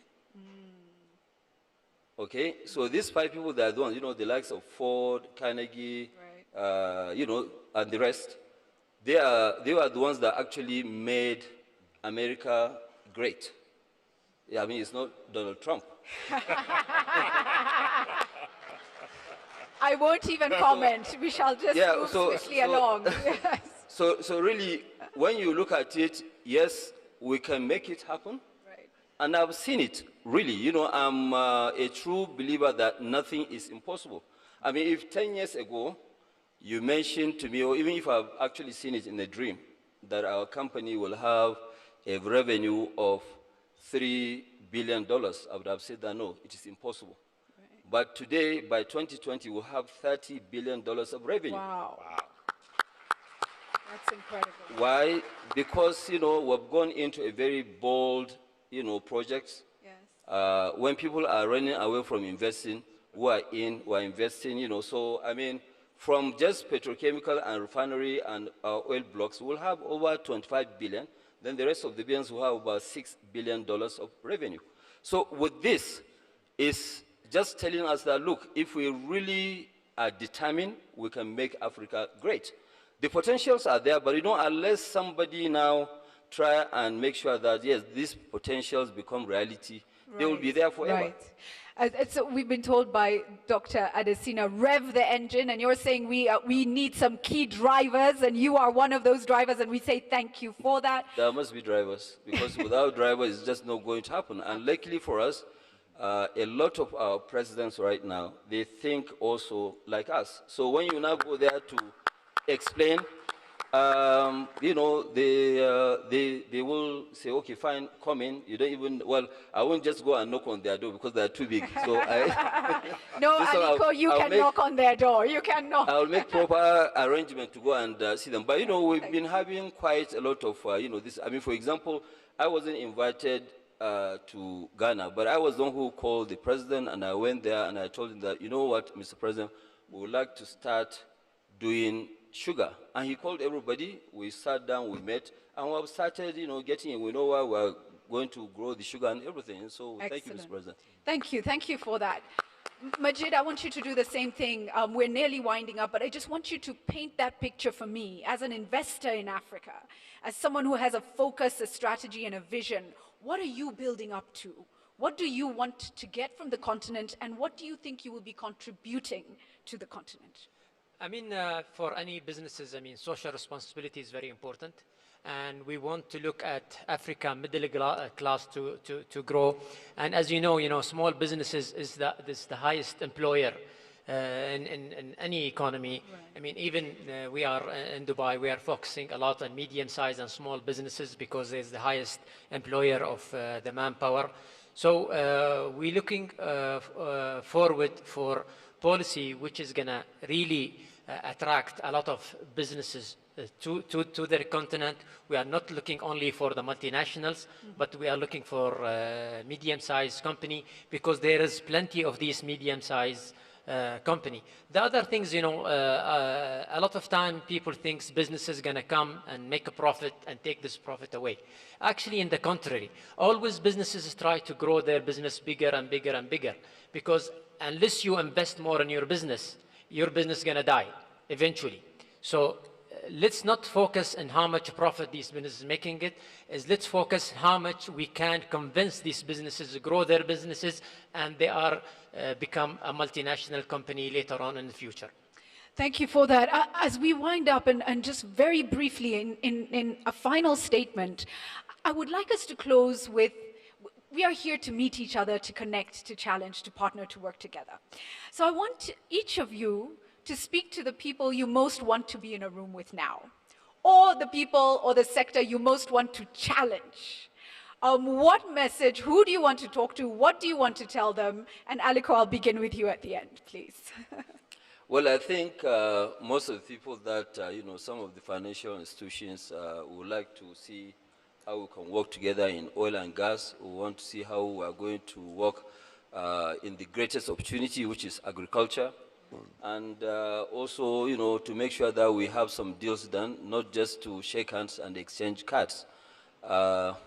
What we are looking for, this is a serious business. We would like to make sure that, yes, something comes out of this one, so that at least people haven't really come here to waste their time. So I thank you once again, Dr. Shina, of inviting us all over to come here and make sure that, yes, we change the narrative of, the Africa on the rise. Thank you so much for that. Financial institutions, and particularly with regard to agriculture. And let's do the right thing, let's do the deals. Majid, who would you like to speak to?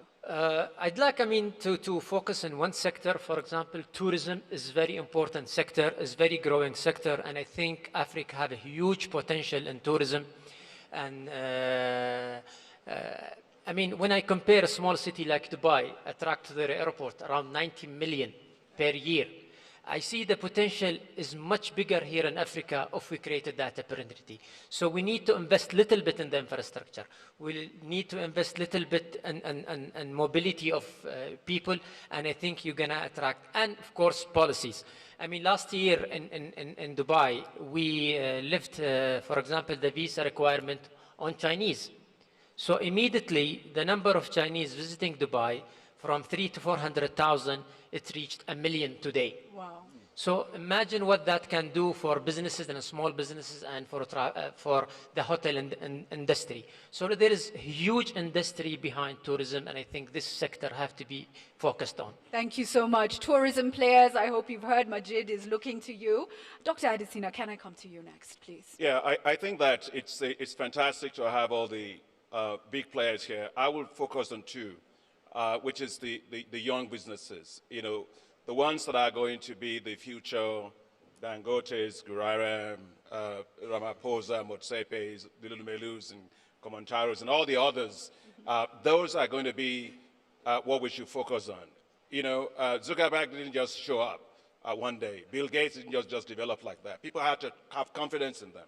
We must have confidence in the young entrepreneurs in Africa. They are going to be the big ones. And we must therefore, as financial institutions, change our financing vehicles to be more appropriate for them. We must invest in hope. That's very, very critical. The second I'll focus on, we talked about it yesterday, for those of you that were not here on the panel. We had a fantastic panel of women that are up here. Look, there's no bird that flies with only one wing. Every bird flies with two. There's no way Africa is going to be what we want it to be unless we are actually investing in and promoting women entrepreneurs on this continent. And that's why for us as African Development Bank, our board is very, very supportive. We've launched this thing called the Affirmative Finance Action for Women in Africa, which is a $300 million risk guarantee facility that will leverage $3 billion for women in Africa. Women are better than men in businesses, even if you don't see many of them up here. Thank you. Thank you. Mr. President, you have the final word. Who do you want to speak to? Well, I want to speak to all the potential investors here that as we invest, we're building a platform, but we should also look at what impact our investments are going to make on the people of Africa. So as you invest, do ask yourself that question at the back of your mind. It should not only be about the profits that the billions that you are going to pour into the continent are going to make in profits, but it should also, what impact are we through our investments going to build the capabilities of this continent, particularly when it comes to two cohorts of people on our continent, the youth and the women of our continent. Thank you. That, for me, is critical, that we need to empower the women of our continent, yes, business women, but women in general, and come up with the types of investments where we continuously ask ourselves, are the women of the continent, the youth of the continent, going to be part of this investment? And I say this advisedly. 2 weeks ago, I went to open a factory here in South Africa. And one of the things they decided that they would do as investors is that there would be 50% women and 50% men in the investment that they put together. Excellent. And that was the decision of the investors. So as we invest, let us look at the impact that it would make. The second one is on education. Let us focus on skilling the young people or the people of our continent. Education is the key. And as Nelson Mandela said, it is what will distinguish those who succeed and those who don't succeed. So let's also invest in education, in health, and once we've done that, we've built a good platform, the continent can take off. Excellent. Thank you very much. Thank you very, very, very much. The president tells us, yes, let's do good business, but let's also do good. And that really should be the bottom line. Please, let's give a warm round of applause for the incredible panel. Thank you. And ladies and gentlemen, just before we leave the stage, we are going to now have an example of the deals and transactions that we are going to have an example of deals and transactions taking place. That will happen after the second presidential panel, and we'll call some people up to sign a deal right here on the stage. For now, thank you very much. We may take our seats. Asanteni sana. Thank you. It's been a pleasure and an honor. Thank you very much.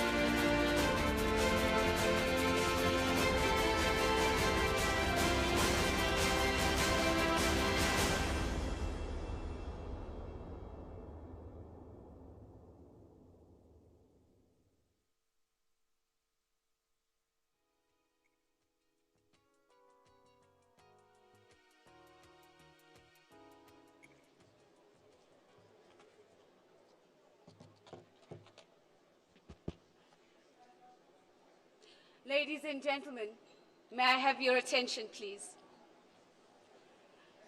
Thank you kindly. Ladies and gentlemen, we're going to move very swiftly into our next session. Thank you kindly for your attention.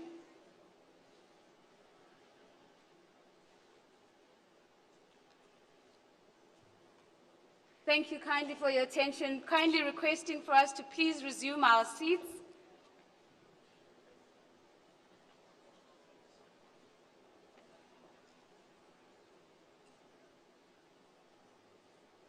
May I ask the media colleagues to please clear the front of stage for us?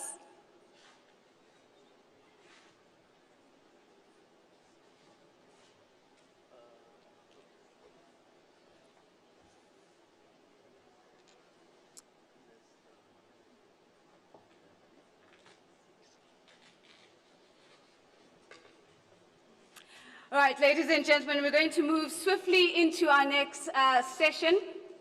And this session has been dubbed the Presidential Investment Chats.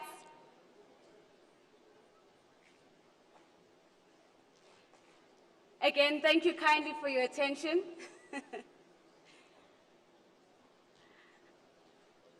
Moving forward, ladies and gentlemen, I'd like to bring to your attention that we're going to be broadcasting live the next session.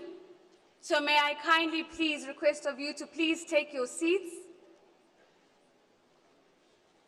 May I ask the gentleman, Mr. Ntuli and company, to kindly please take your seats. Unfortunately, I know people by name and surname, so I will call you out if you're still standing. My dear panelists, Mr. Motsepe, kindly requesting you to please take your seat. Thank you, sir. Kindly requesting my media colleagues in that particular aisle to please clear for us. Thank you.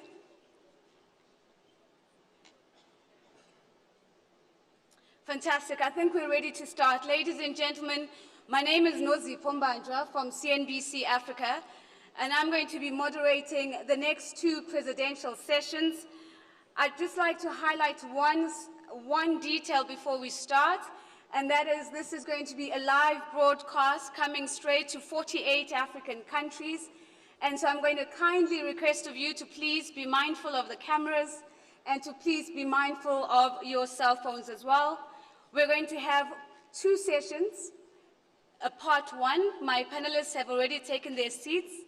And then we're going to break, and we're going to go immediately into the second session, where we're going to be joined by His Excellency, the President of Senegal, Her Excellency, the President of Ethiopia, the Prime Minister of Cameroon, and the Prime Minister of Rwanda. We're going to start this session now. Thank you very much for your attention.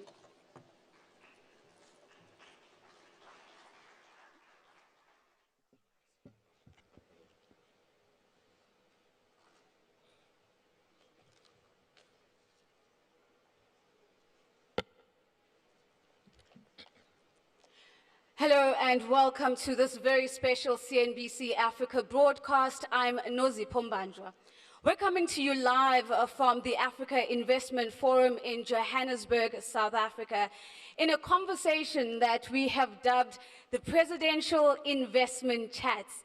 And in these conversations, we're going to be unpacking and exploring some of the concrete and transformative actions that our leaders of governments, heads of state, and prime ministers that are joining us here today are spearheading and championing in their respective countries. We also have the voice of business joining us in these conversations, and they are going to be bringing their insights and their experiences into these conversations of doing business in Africa. Thank you so much for making the time to join us. Thank you, Your Excellencies. A big round of applause and a welcome for His Excellency Nana Akufo-Addo. Welcome to the President of the Republic of Ghana. We are also, of course, joined by His Excellency Alpha Conde, the President of the Republic of Guinea. Your Excellency, welcome.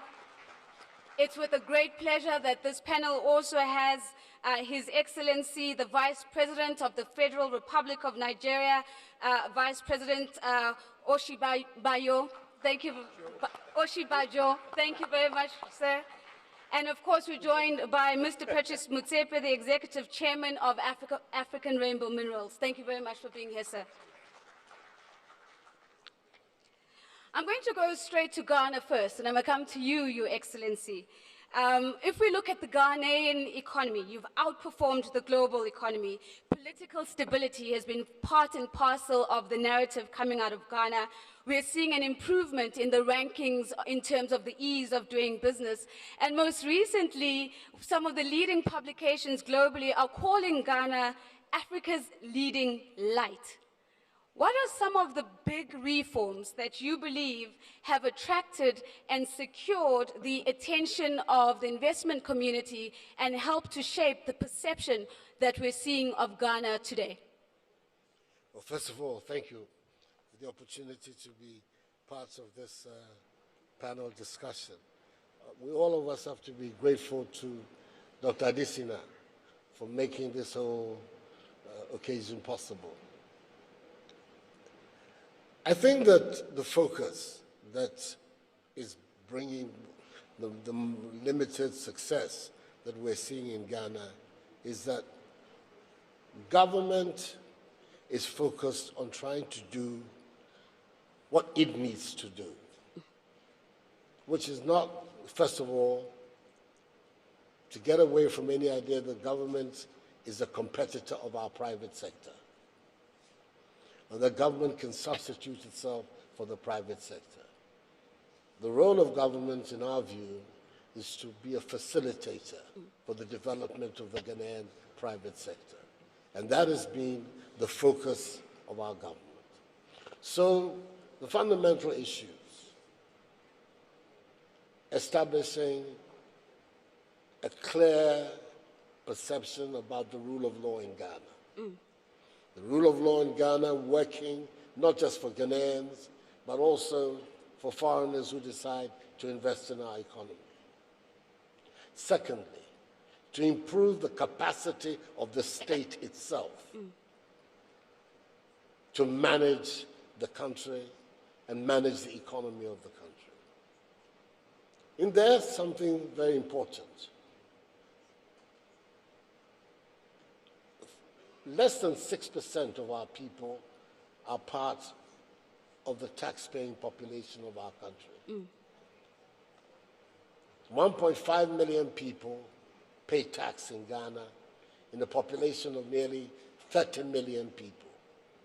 That's what? Something like 6% of the population. That's an unacceptable set of figures. But it is feasible because the state itself at the moment still doesn't dispose of the capacity to be able to make sure that all those who should be in the tax net are in the tax net.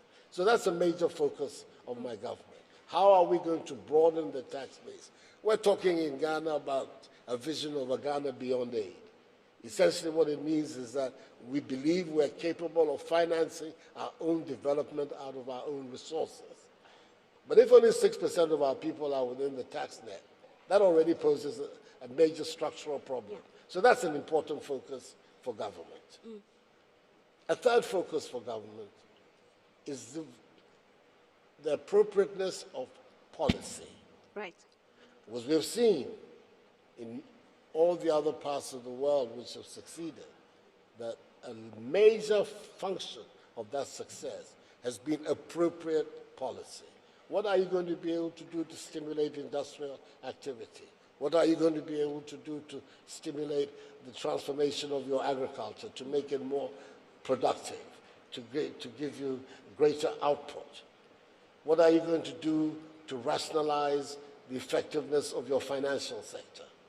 So those are the measures that are occupying the attention of my government. Let's just stay on the point of policy, please, Your Excellency. You speak about the appropriateness of policy. And we know that underlying appropriateness is that the policy needs to be responsive to the real need on the ground. The policy needs to be agile because oftentimes the environment and the dynamics are changing. But the policy also needs to be sharp. It needs to be sharp in the sense that it's really dealing with the key issue and unlocking the opportunity that it's supposed to. How are you ensuring that in Ghana, the conversation between the private sector and the public sector is robust and that it's allowing you to really be close to the ground so that the policy is indeed appropriate? Take, for instance, agriculture. When we came, the growth of agriculture was in negative figures.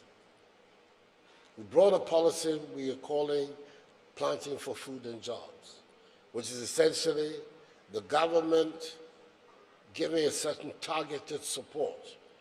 Ghanaian agriculture is essentially smallholder agriculture, families owning small acres of land who are responsible for producing both our food as well as our cash crops. So the Planting for Food and Jobs, the first year of it identified 200,000 smallholder farmers who were the recipients of support, first of all, for inputs, insecticides, fertilizers. We made sure that they were also had access to extension officers so that they could get that technical support that they needed. This year, the program was broadened from 200,000 to 500,000. Right. And the impact it has made in terms of yields of agriculture, i.e. the productivity of our farmers, as well as on its output, is quite dramatic. Right. We're seeing a much greater output of food stuffs in our markets across the country than we saw 3 or 4 years ago. That is the connection that we're trying to make, to see how we can bring the authority, whatever authority government has, to support these initiatives with appropriate policy. Our goal is that within 4 years, 1 million farmers will be in this program. We moved from 200 to 500 this year, and we're intending to move to 1 million by the end of the program. I love the fact that, Your Excellency, that you're bringing numbers, because we're going to hold you to that. A growth from 200 to 400 with a target to get to 1 million. 500 currently, with a target to get to 1 million. And we're going to hold you to that. But talking about numbers, Mr. Vice President, let's come to you, because Nigeria has been very bold about sticking numbers to its own aspirations. It's, it's been reported that Nigeria aims and has plans to move into the top 100 in terms of the world's ranking of the ease of doing business. And if you remember, in 2017, Nigeria was sitting at 169th in terms of the ease of doing business.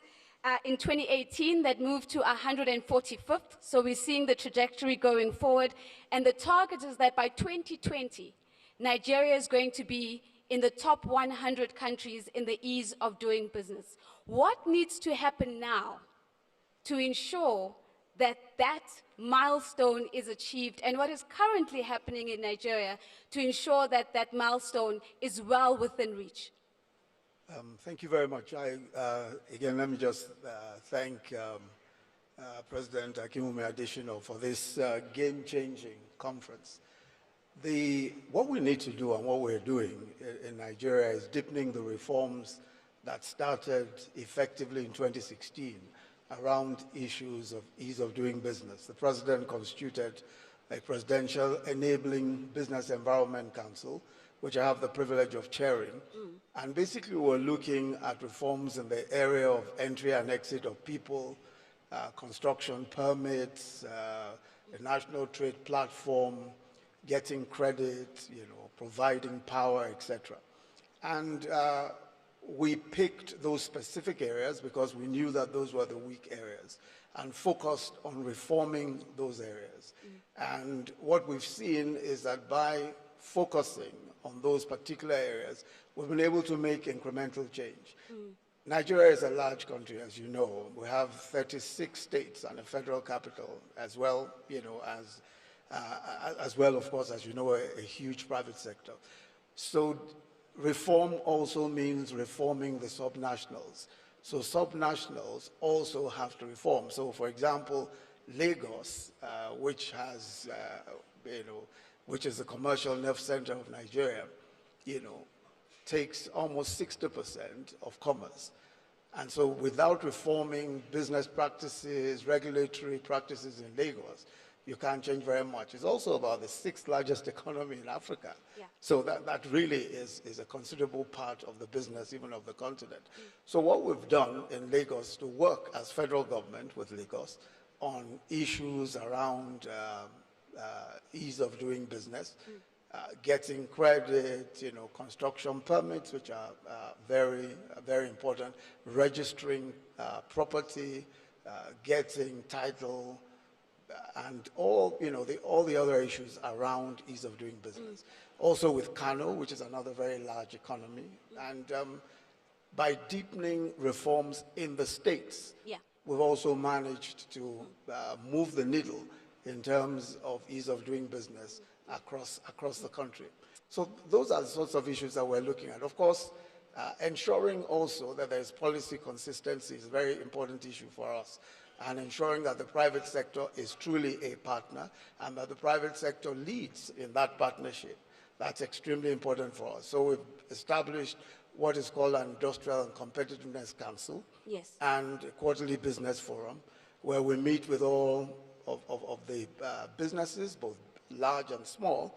And the whole idea, of course, is to together work on policy and to together formulate what we think, what is our vision, especially in the coming years. Recently, we added to that what is called the Technology and Creativity Advisory Council. Now, this takes into account a lot of the new businesses, especially fintech companies, a lot of the young men and women who are involved in technology and entertainment. And they are now part of that Industrial and Competitiveness Council, and we're working with them to look at policy. The fintech companies, for example, as you know, are challenging, if you like, some of the old laws on banking and all of that.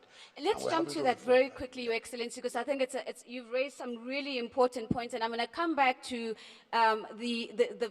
the depth that you speak about in terms of reforms, because oftentimes we get the breadth right, but the experience of doing business in different parts of the country isn't always the same. But I want to just tap into this point that you're raising about fintechs and how they are challenging the regulatory environment. They're coming in at a pace that is unprecedented and coming in with products and innovations that we've never seen before. So how do we ensure that regulation enables the development of these emerging businesses and doesn't constrain the potential of what these emerging businesses can actually deliver?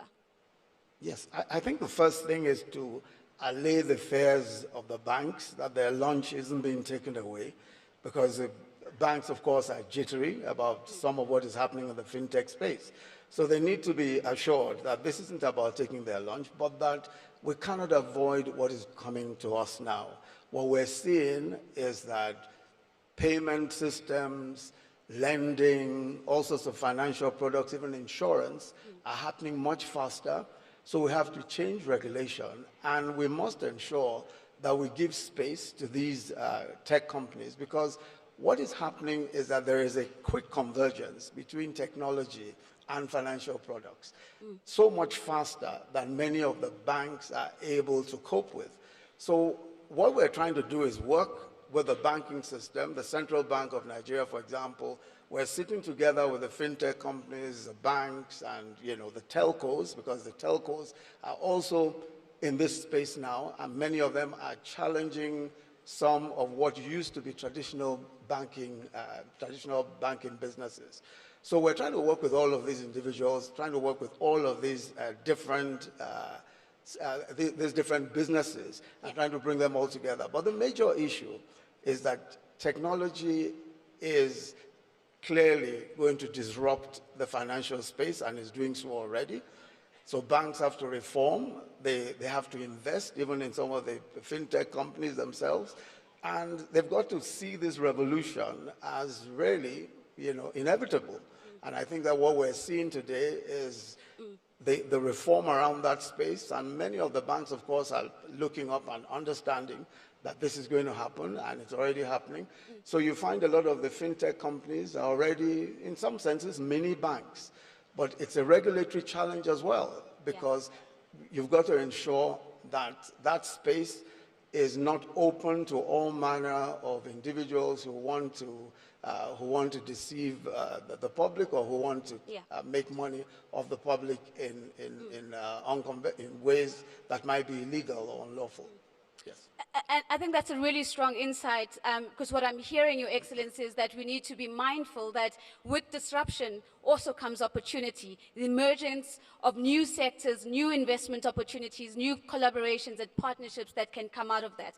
But let's go to the Republic of Guinea. Your Excellency, for a very long time, the headlines around Guinea have focused on the epidemic that the country experienced in terms of Ebola, but the headlines are changing and the perceptions are changing as the country has come out of this epidemic.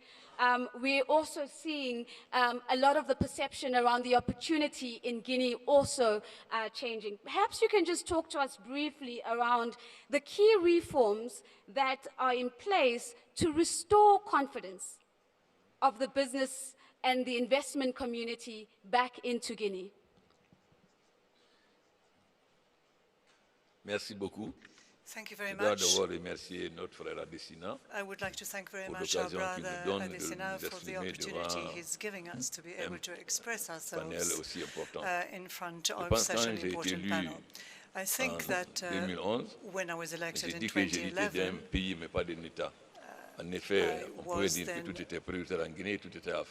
everything, in fact, in Guinea was not ready as in so many other countries. There were many things we still needed to obtain. We needed to concentrate ourselves on economic reforms, which is not easy at all, as you know. And we have been able to solve in 2 years many of these problems in terms of agricultural reform and debts. We have, in fact, put in place very important reforms. Nous avons fait une réforme accompagnée par des partenaires internationaux. Je dis que ce n'est pas une réforme, c'est une révolution que nous avons fait au niveau de l'armée. Ensuite, nous avons fait un certain nombre de réformes économiques fondamentales qui fait qu'aujourd'hui, après avoir, parce que la Guinée était considérée à la fois comme un scandale géologique et un scandale agricole. Alors, comme un pays qui atteint des potentialités au point de vue minier agricole était si en retard, il a fallu donc d'abord qu'on change, qu'on adopte un code minier favorable aux Guinéens, puisque avant, le pays, vous avez des gens qui venaient, qui prenaient des permis, et qui pendant 4-5 ans, ils ne savaient même pas où se trouvait la mine. Donc, nous avons fait une réforme. Mon frère en sait quelque chose. Donc, notre réforme nous a amené à annuler 800 permis et à changer, vous savez, la bagarre que nous avons eue aussi avec Cymex concernant Simandou, etc., parce qu'on a le minerai de fer le plus riche au monde et qui peut être sorti pendant 100 ans, Simandou. Nous avons plus de la moitié des heures mondiales de bauxite. Donc, à mon arrivée, on ne faisait que 13 millions de tonnes. Aujourd'hui, nous sommes à 50 millions. Et dans 2 ans, nous espérons être à 100 millions. Donc, être le premier producteur de bauxite, pas seulement la bauxite, mais la transformation de la bauxite en alumine. Parce que dès que vous atteignez un certain seuil de production, 15 millions, vous êtes obligé de faire une usine d'alumine. Donc, nous sommes à la phase actuellement de développement aussi de la transformation de la bauxite en alumine. Mais nous avons aussi beaucoup d'autres métaux de base, comme le cobalt, le cuivre, le platine, etc. Nous sommes en train de finir la géophysique au 100 millième en décembre, afin de pouvoir exploiter ces richesses. Mais le développement de la Guinée, ce n'est pas les mines, c'est l'agro-business. Je pense que notre frère de la BAN nous accompagne pour les plateformes agricoles. Nous sommes en train de développer une zone économique dans la région de Bouquet, parce que nous avons cet avantage que les bateaux qui transportent la bauxite sont des bateaux de 100-200 000 tonnes. Donc, quand ils vont, ils reviennent vite. À partir de là, donc, nous avons lancé une politique de faire comme ça un hub pour les pays comme la Guinée, le Sénégal, la Côte d'Ivoire ou le Nigeria. Parce que les bateaux venant vides donc, peuvent transporter des conteneurs à faible prix et faire le hub de transporter comme ça pour aller sur nos pays voisins. Ensuite, surtout, c'est le développement du secteur économique et agricole parce que 70% des Guinéens relèvent de l'agriculture.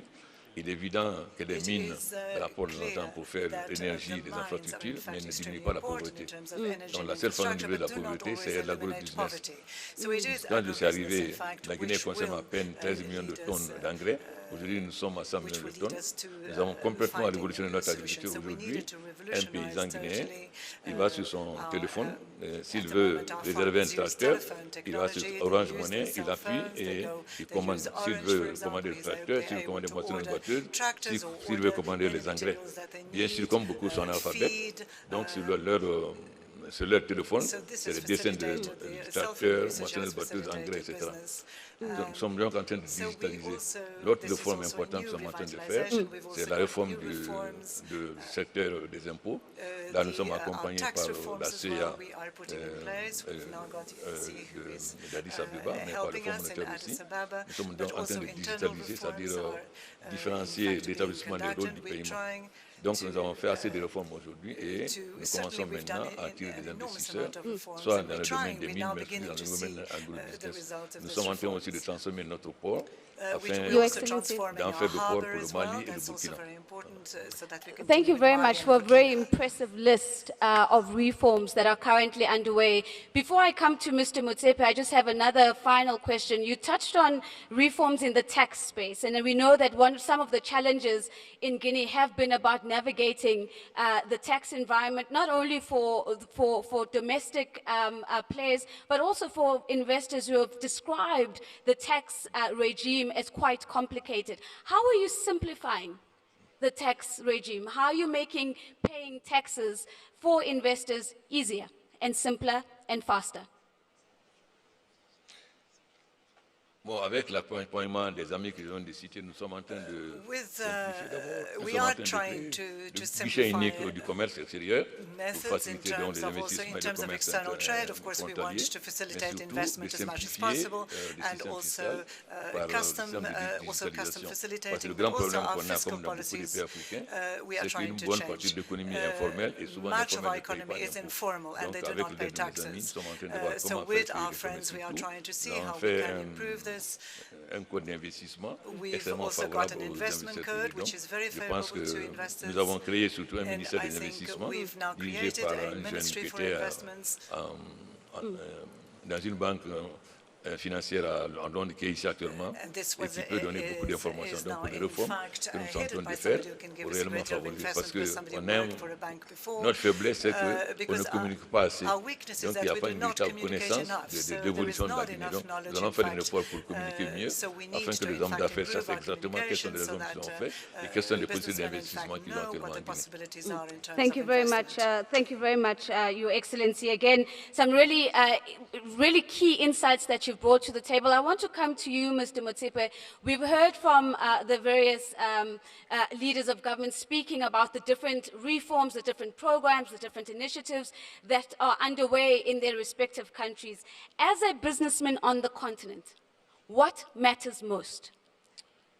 Well, we do business in about 40 countries on the continent, and it's absolutely important that we recognize the excellent work that the heads of state on the continent, the countries, the legislative, the fiscal, the monetary policies that are in place, the overall competitiveness. You know, what is very interesting is that sometimes I need to go to Silicon Valley to hear some of the most exciting technological advancements that are being made by companies in Silicon Valley with the most advanced technology in the world, and the successes that is being experienced in different parts of the continent. So there have been challenges. You know, it's very interesting because many of the presidents here over the last 20, 25 years at the World Economic Forum in Davos, in China, Japan, different parts of the world, the discussions then was about how to create legislative, regulatory policies in Africa to make Africa globally competitive. Sometimes we do not give Africa the credit and the recognition it deserves, because 25 years ago, and the path that has been traveled over the last 25 years has indeed resulted in Africa being a globally competitive destination for foreign investment. Are there still challenges in Africa? Will there still be challenges in Africa? Absolutely yes. There's no continent in the world where there are no challenges. In fact, there's no country in the world. Yeah. I was watching the midterm elections last night in America, and why would you do that to yourself? it's very exciting because it makes you realize that the most developed, the most advanced economy in the world has got challenges of its own. Huge division in terms of the Republican Party and the Democratic Party and various other issues, but we are here to talk about Africa. So the point I want to make is we should not be discouraged if there are challenges in the DRC and there are problems in the DRC, and we are at meetings with the CEOs of the largest companies in the world, and I learn when we are in closed meetings, right, where Chatham House rules applies.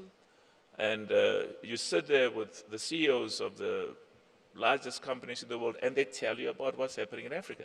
At times, Aliko and I look at each other and we say, do you realize we are the only two Africans here? And this is a meeting of the CEOs of the 100 largest companies in the world. So all I want to say in conclusion is, there's a lot of absolutely significant investment that's taking place. We have invested in excess of $4 billion. Companies that we are associated with have invested in excess of $4 billion over the last 5 to 10 years in Africa. There's a lot of investments that emanates from Africa. Right. South African companies have invested billions and billions of dollars in Africa, not because they're doing Africa a favor. Africa is the home of all of us, but because there are exciting investment opportunities. But let me be difficult, because I think at the core of my question is understanding that we can't boil the ocean all at once, and that there's a lot of beautiful things that we can do to improve the business environment. But if we were to have something called the Motsepe Index that was going to measure or give the key reasons why Patrice Motsepe and Associates would go and invest in an African country, what would be the 3 big variables of the Motsepe Index that if these 3 things are met, I'm going to put dollars on the ground? Let me tell you, 25 years ago, the World Economic Forum did an assessment of what does it take, not just in terms of assessing a country, what you call this index, but they evaluate countries and they stake and rank countries on the continent elsewhere in terms of global competitiveness. Now, I don't want to mention some countries. Let's look at Angola. Angola did very badly in terms of its assessment. They looked and said, tell us about the Constitution. Does the Constitution protect property rights? Do you have regular elections? Now, Angola passes all of those tests, but the point I make is, there were countries 25 years ago that had challenges and were not doing well in terms of this index of assessment of whether that country is ranked very highly as an investment destination. But despite that, tens of billions of dollars went into those countries. So what I'm saying to you is, I'm not saying those indexes are not important. They are very, very important. But entrepreneurs go into countries, and we find that the countries where we tend to do better than others are the ones which, after extensive evaluation and assessment, we've got globally listed companies. So the money we invest is shareholders' money. So we've got to explain to them, why did you we've just invested $1 billion buying one of the largest financial services companies in Africa. And they were asking us, why are you doing this? And we explained to them that we will create value. We invested $1 billion in India. So they say, but why do you take the money that we thought some of it was going to go to India, and it goes to Africa. And the simple answer is, you will realize that we have indeed, both in terms of the increase in the share price, but also in terms of the dividends we've given you, proven that Africa is a globally competitive destination, and the returns are very, very good. Thank you very much, Mr. Motsepe. Africa is globally competitive, and the returns are real. I've got less than 5 minutes left. I don't know how we're going to do this, but we're going to attempt it. Your Excellency, President Addo, I want to come back to you. I want to talk about corruption. And in particular, because you have gone and set up the Office of the Special Prosecutor, you've stepped up to the corruption challenge, and you're saying we're not shying away from this issue. We want to make sure that every dollar that is intended to invest in this country does so. And for every Ghanaian who's supposed to benefit from this from a development outcomes perspective does benefit. Talk to us a little bit about the rationale of being so bold and so brave in setting up this special office. I think the reason is obvious. All of us are aware of how distorting and damaging corruption in our public sector has been, and the evident need for us to do something about it. I don't think this is a matter that requires any serious analysis or a lot of talk. It's a fact. All of us know it as a fact. And the next issue is, what are you going to be able to do about it?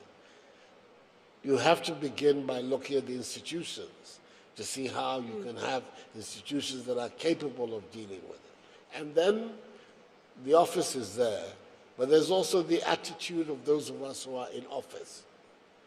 I've taken the view that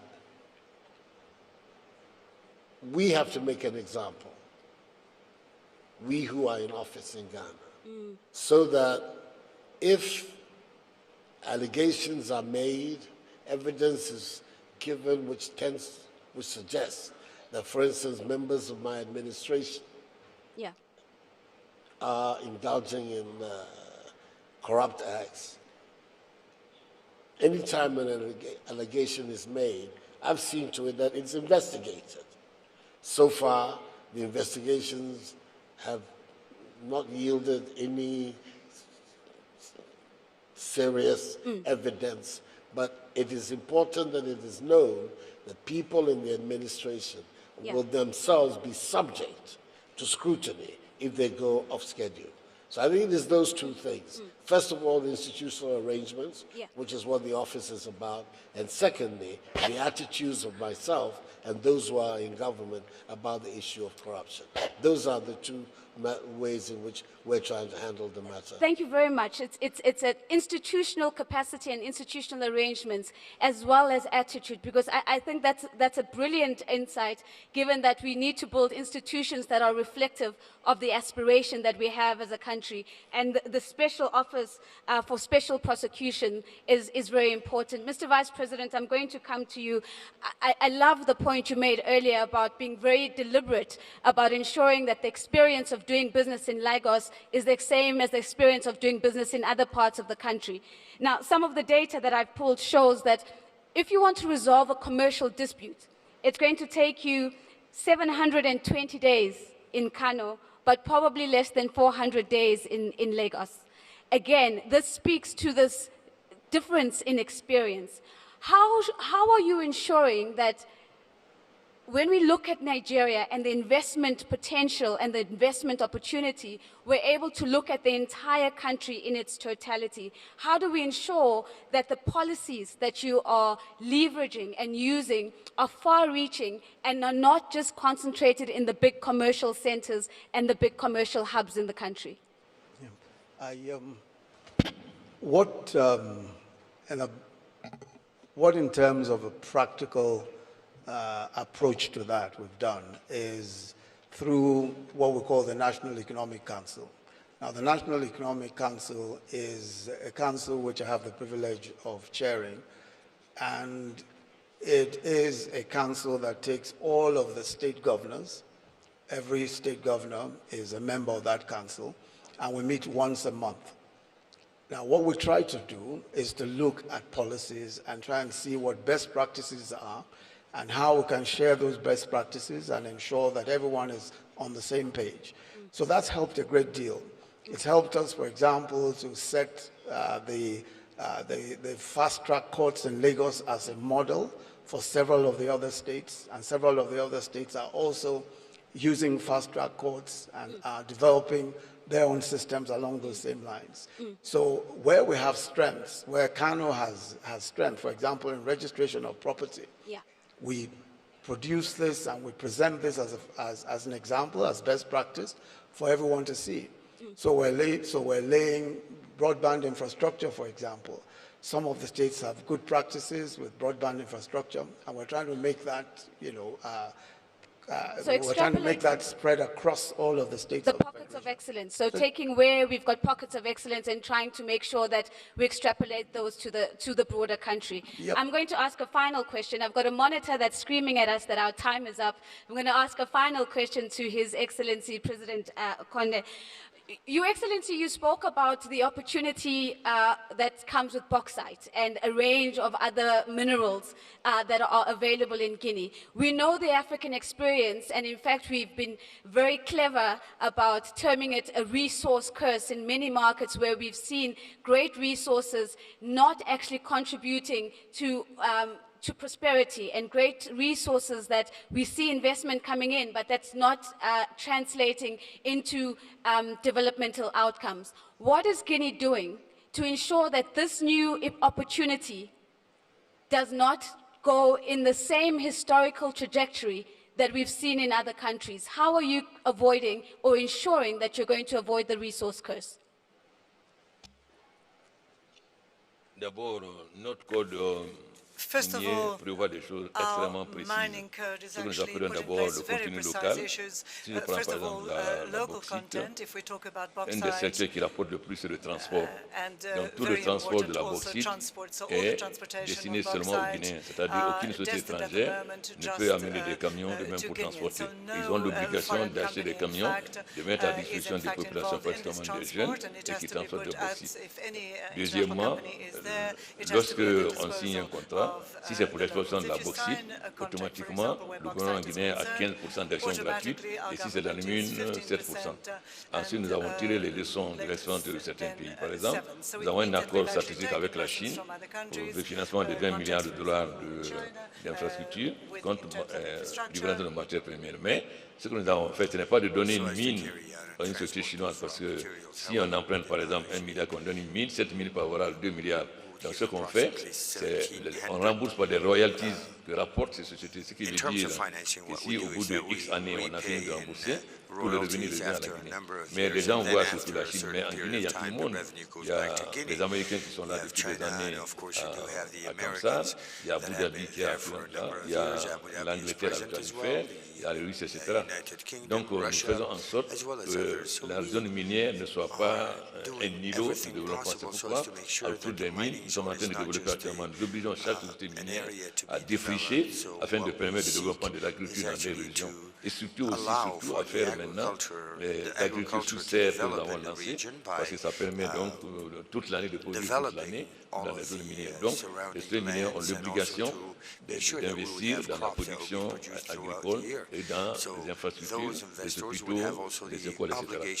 Pour que ça ne soit pas des îlots et que ça ne profite pas aux populations. Merci beaucoup. Thank you very much, Your Excellency. And ladies and gentlemen, there we have it live from Johannesburg in South Africa. That was, of course, His Excellency Nana Addo, President of the Republic of Ghana, His Excellency Alpha Conde, President of the Republic of Guinea, His Excellency Oluyemi Osinbajo, Vice President of the Federal Republic of Nigeria, and Mr. Patrice Motsepe, Executive Chairman of African Rainbow Minerals. I'm Nozi Pombandra for CNBC Africa. Thank you for joining us.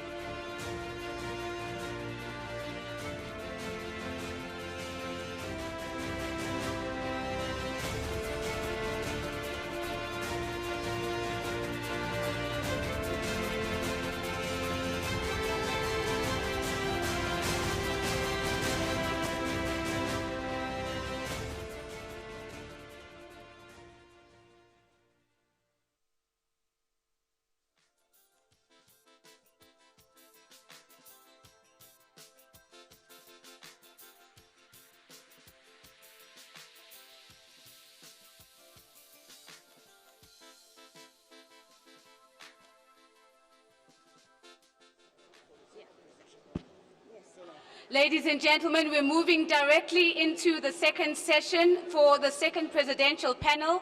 May I kindly request for you to kindly please take your seats. We're going to be going live on air in about a minute. May I kindly request for you to please take your seats.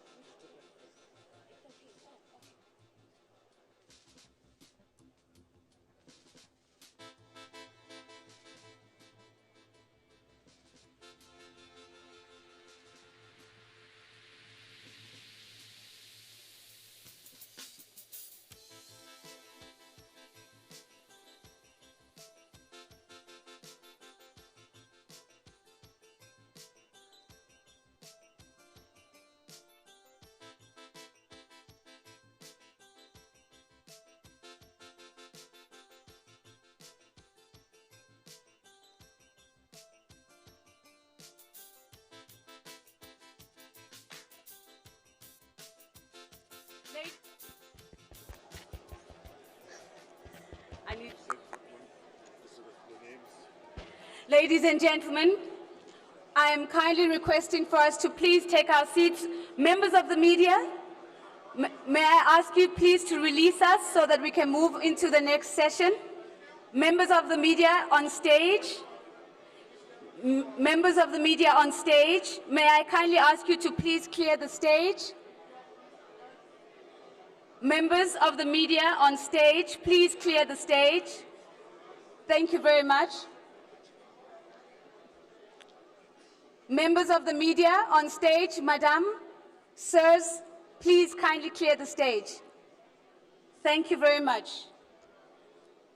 I do appreciate it. Ladies and gentlemen, may I ask you to kindly please take your seats.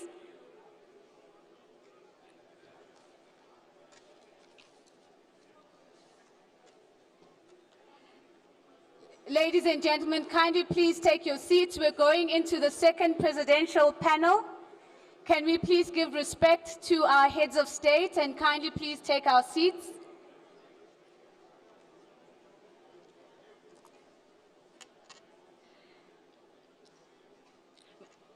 Thank you very much. I'm going to ask my panelists to please join me on stage so that we may get started. May I please kindly ask His Excellency Macky Sall, the President of Senegal, to kindly please take his seat on stage. Thank you very much, Your Excellency. May I please ask Her Excellency Madame Saleh Work Zide, President of Ethiopia, to kindly please take her seat on stage. May I please ask the Prime Minister of the Republic of Cameroon, Prime Minister Yang, to please kindly take his seat. May I please ask Mr. Manuel José Nunes Jr., Special Representative of Angola, to please kindly take his seat. And may I also please ask Mr. Tony Elemelu to kindly please take his seat on stage.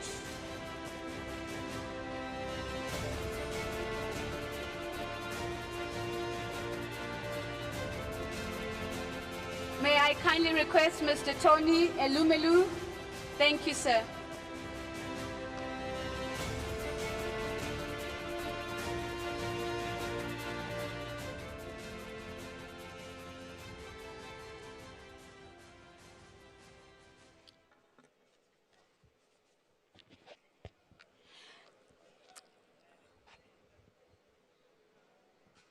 Ladies and gentlemen, thank you kindly for your attention. We're moving swiftly into the next session.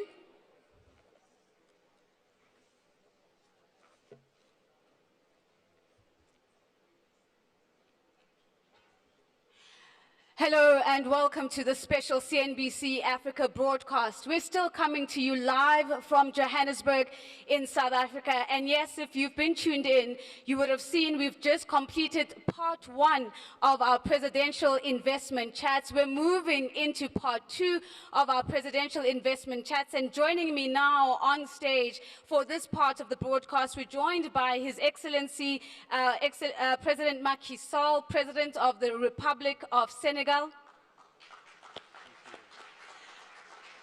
We're also joined by Her Excellency, Madame Saleh Work-Zewde, the President of Ethiopia, and someone as a young woman that I'm very proud to present. Thank you, Madame. Your presence today means so much to many young African women.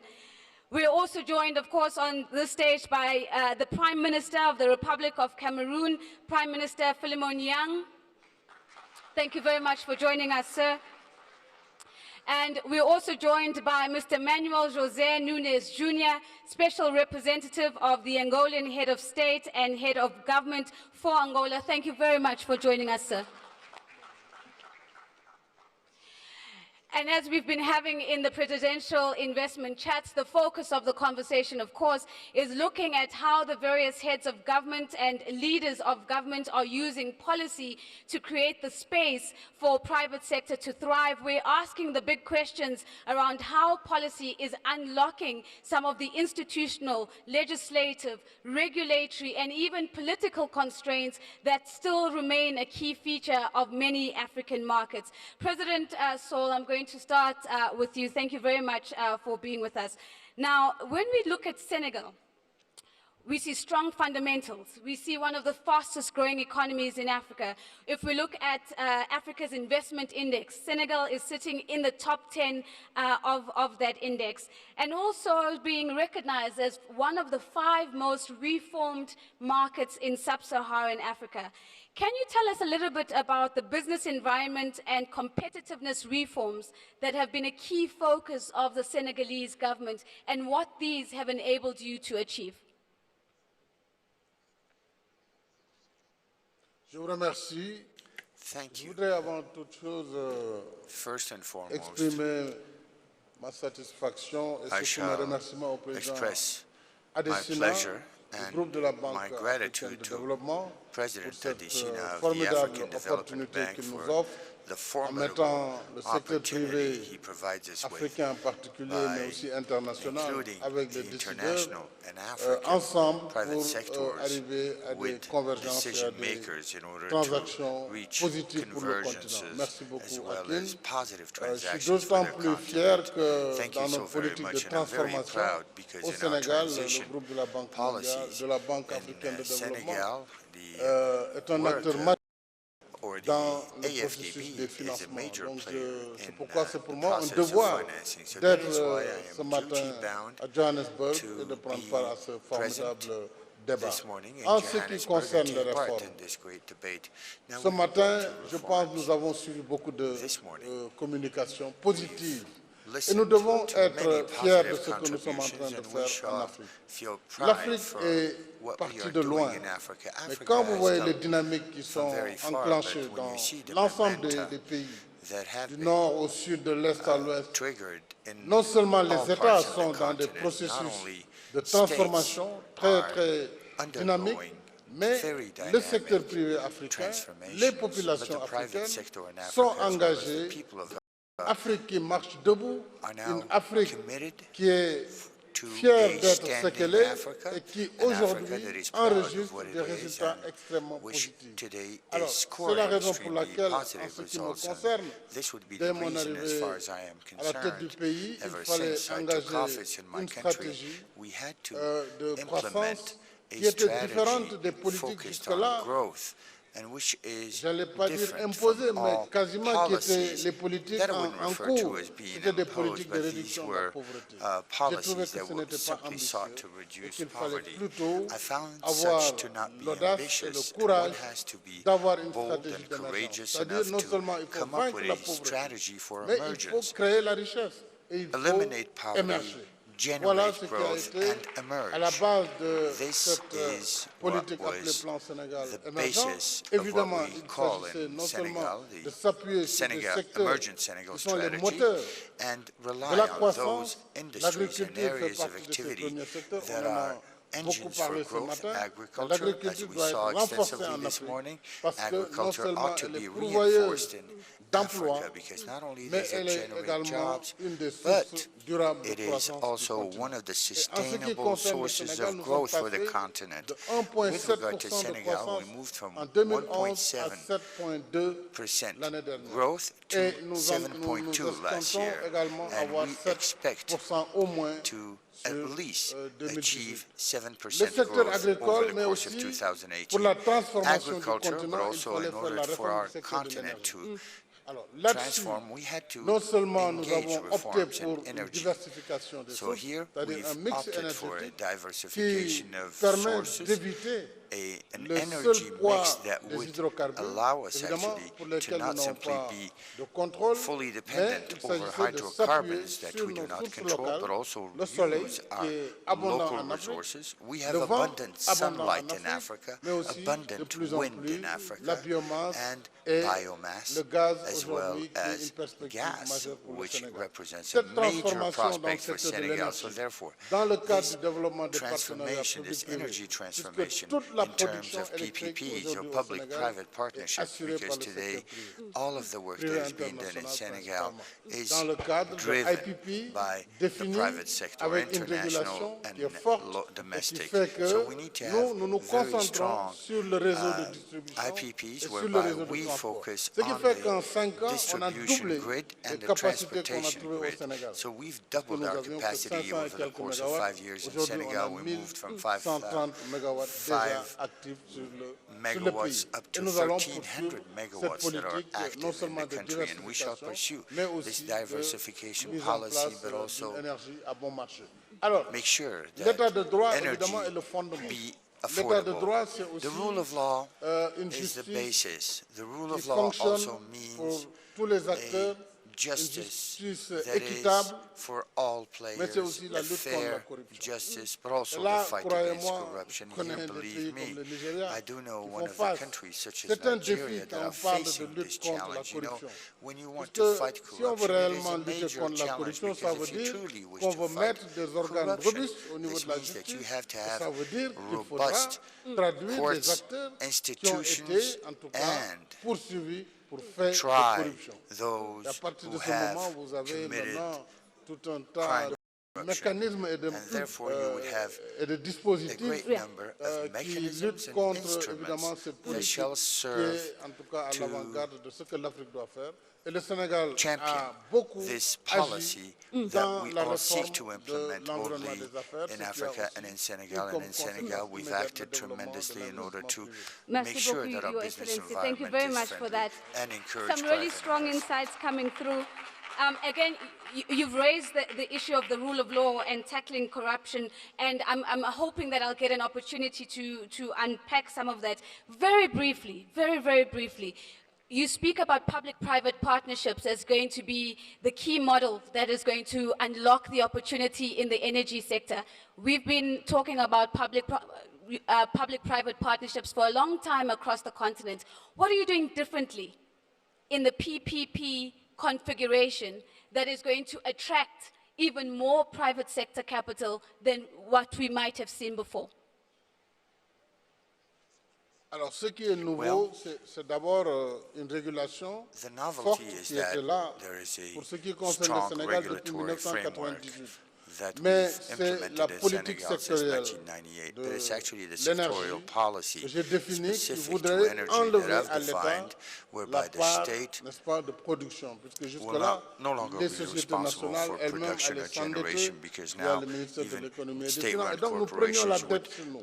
Non seulement c'était lourd, mais c'était lent, puisqu'il faut négocier avec les partenaires au développement. C'était des processus extrêmement lents en termes de mise en œuvre, mais aussi la société nationale s'alourdissait du fait qu'elle faisait à la fois de la production, à la fois de la distribution, du transport. Finalement, elle ne faisait pas, elle ne faisait rien de bon. Alors aujourd'hui, nous l'avons concentré, elle a fait des résultats importants dans le cadre de l'optimisation de la distribution de l'électricité et dans le cadre évidemment du transport. Et nous avons libéralisé la production et nous sommes en train même de libéraliser la distribution mais dans des zones économiques spéciales qui sont destinées à favoriser l'investissement privé. Nous avons certaines zones économiques où aujourd'hui le privé peut aussi créer lui-même sa production et la vendre aux autres privés ou en tout cas la vendre dans le cadre de l'espace. Ce sont ces réformes en réalité du contrat take-or-pay qui ont été à l'origine vraiment de l'éclatement avec aussi la diversification. This is actually the model of the take-or-pay contract that actually had led to the dismemberment of the whole sector for the production of energy. That is why Africa has to settle the energy issue. We do have resources on the continent. We do have coal in South Africa, geothermal energy in East Africa, gas, oil, sun, Donc nous avons wind. tout ce qu'il faut. Il faut we juste do mettre have là en everything dynamique it takes. All you et need appeler le to secteur do privé is à create the right venir momentum and investir call on the private dans le sector cadre d'un to partenariat come and invest gagnant-gagnant within a avec win-win l'État. partnership Thank you with very the much. state. Again, merci beaucoup. Thank you very much, Your Excellency. Your Excellency, Madame Zwede, I'd like to come to you. I recently, about 48 hours ago, was traveling from Egypt and came down into Addis Ababa before coming into Johannesburg and couldn't help but notice the great expansion that was happening, not only at the airport, but if you looked out of the airport, everywhere you saw was a lot of infrastructure that is development that is taking place in Ethiopia. Talk to us a little bit about the importance of crowding in private sector participation for infrastructure development as a means to make the ease of doing business even easier in the country. Thank you very much. I would like to start by thanking President Adesina for this invitation and to congratulate him really for this amazing turnout that we are seeing during this forum. And obviously Ethiopia would not be absent from this. As you have said, there is a lot of transformation happening in Ethiopia, a lot. The main reason for that, I would say, would be the bold and clear vision that the country had in transforming the country. It's a country of 100 million inhabitants. It's a huge one. And so there is a very much targeted and bold vision in moving the country to another level. In terms of attracting private sector, a lot has been done, and we are in the process of doing it. The main focus for the growth of Ethiopia, economic growth, is now making Ethiopia the manufacturing hub in Africa. So that's the ease, you know, the participation of investors. One of the major, projects that we have is the development of industrial parks. Yes. We have like 10 of them throughout the country, and many private industrial parks coming. The success has been seen in the way that many factory sheds have been fully occupied in some of the parks already. So, and of course the one-stop, arrangement that has been made, tax exemptions, duty exemptions, and so on.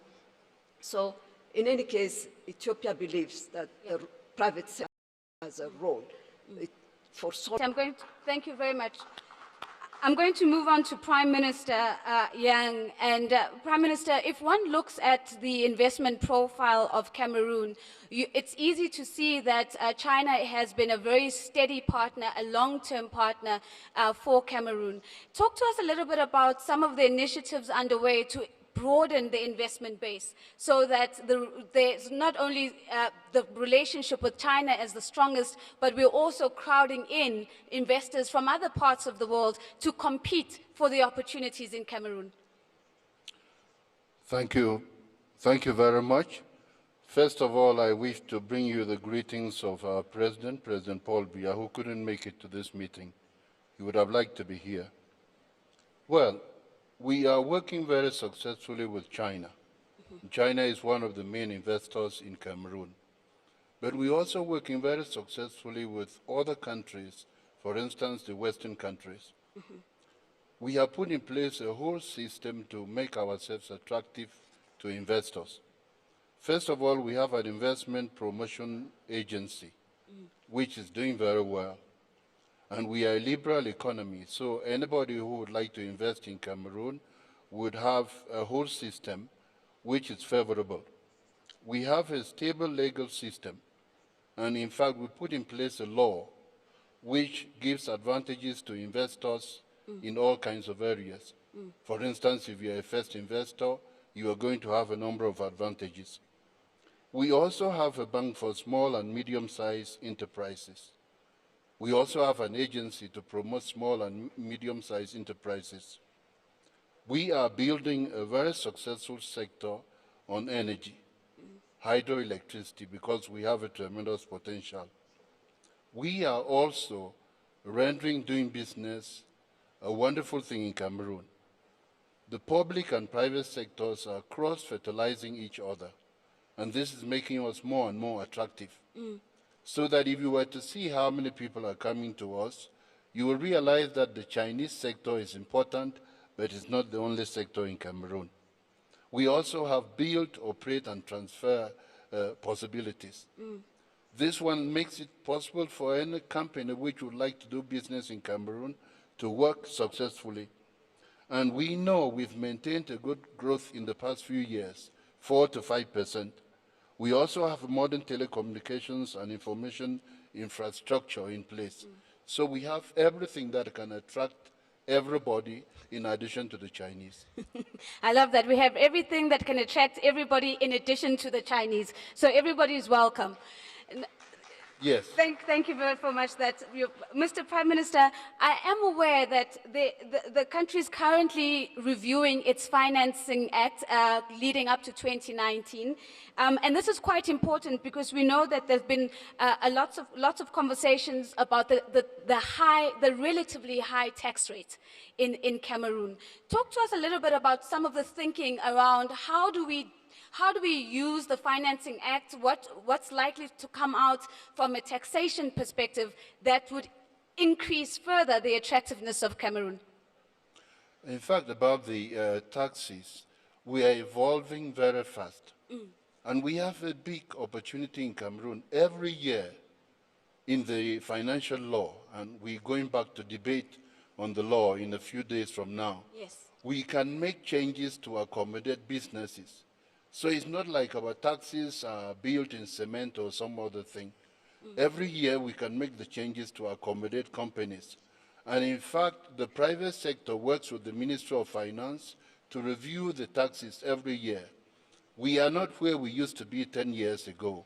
And we're evolving. Any investor who comes to Cameroon and points out to us that there are issues with taxes, we will listen to the company and make amendments so that we can move forward together. Thank you very much, Prime Minister. So we're not only open for business, we're also here to listen and to have a conversation and dialogue. I'm going to come to you, Mr. Nunes, and again, thank you very much for joining us today.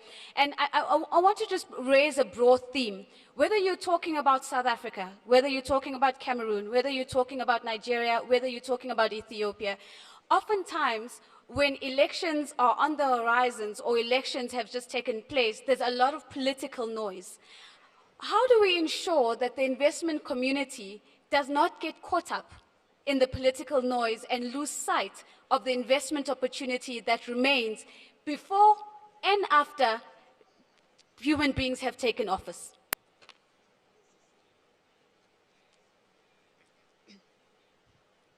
Muito obrigado. Eu vou falar em português.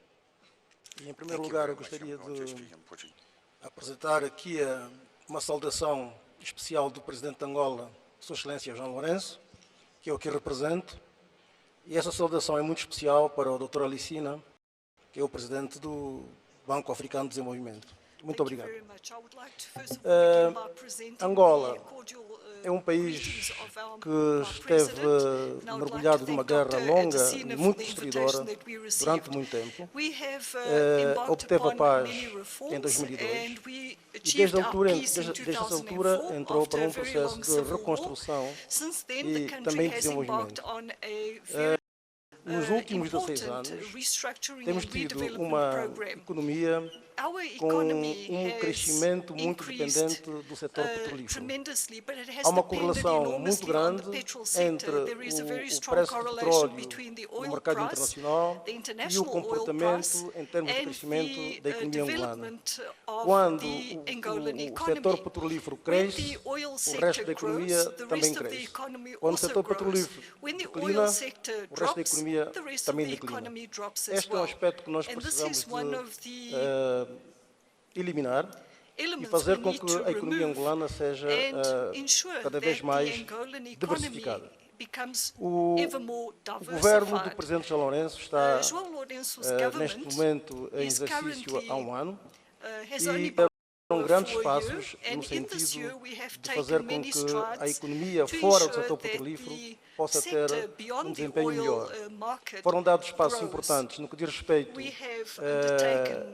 a luta contra um elemento importante das nossas economias, sobretudo em África, que é a corrupção, criar um ambiente em que a alocação dos recursos seja cada vez mais eficiente. Foi dado um passo importante também no que diz respeito às condições macroeconómicas para o investimento, sobretudo criar condições para que o capital investido seja repatriado em tempo apropriado e com os recursos externos necessários. Foram dados passos importantes no que diz respeito ao lançamento pela primeira vez em Angola de uma lei da concorrência, que permite criar um ambiente de competição entre todos os agentes, evitando barreiras à entrada de empresas que queiram fazer. Foi dado um passo muito importante em mudar a lei de investimento privado, fazendo com que o investidor que quer entrar em Angola o possa fazer sem ter necessidade de ter um parceiro nacional, desde que tenha identificado um projeto economicamente viável, ele pode fazer sem necessidade de um parceiro nacional. Foi tornado o processo de obtenção de vistos mais fácil, menos burocratizado. Criou-se inclusivamente uma categoria nova, que é a categoria do investidor, o visto do investidor. Este visto de investidor permite que um investidor que venha a Angola pode entrar durante 2 anos de maneira ininterrupta, 2 anos com vistos de múltiplas, sem que haja qualquer tipo de perturbação na sua atividade. E mais ainda, ele pode, depois de 3 anos em que esteja a usar o visto de investidor, pode obter, e se o fizer ininterruptamente, pode obter uma residência temporária em Angola, fazendo uso dessa prerrogativa.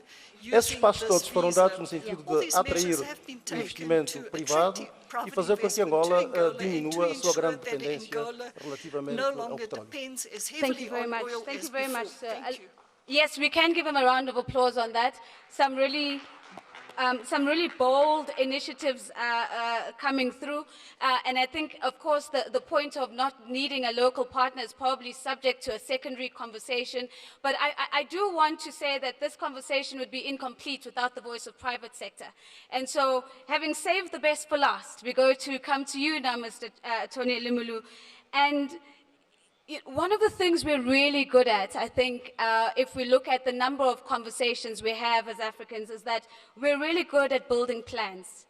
I would like to have your view on whether we're really good on following through and implementing on those plans. We've heard a range of initiatives and a range of programs.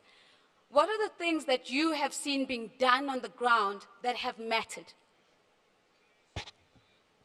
Let me start by the representative of the government of Angola. Please, I would like to ask a question. Did you say people can invest in Angola now without local partnership? He's confirming that in Angola now we don't require a local partner? Asking. Asking. You don't need a local partner in Angola?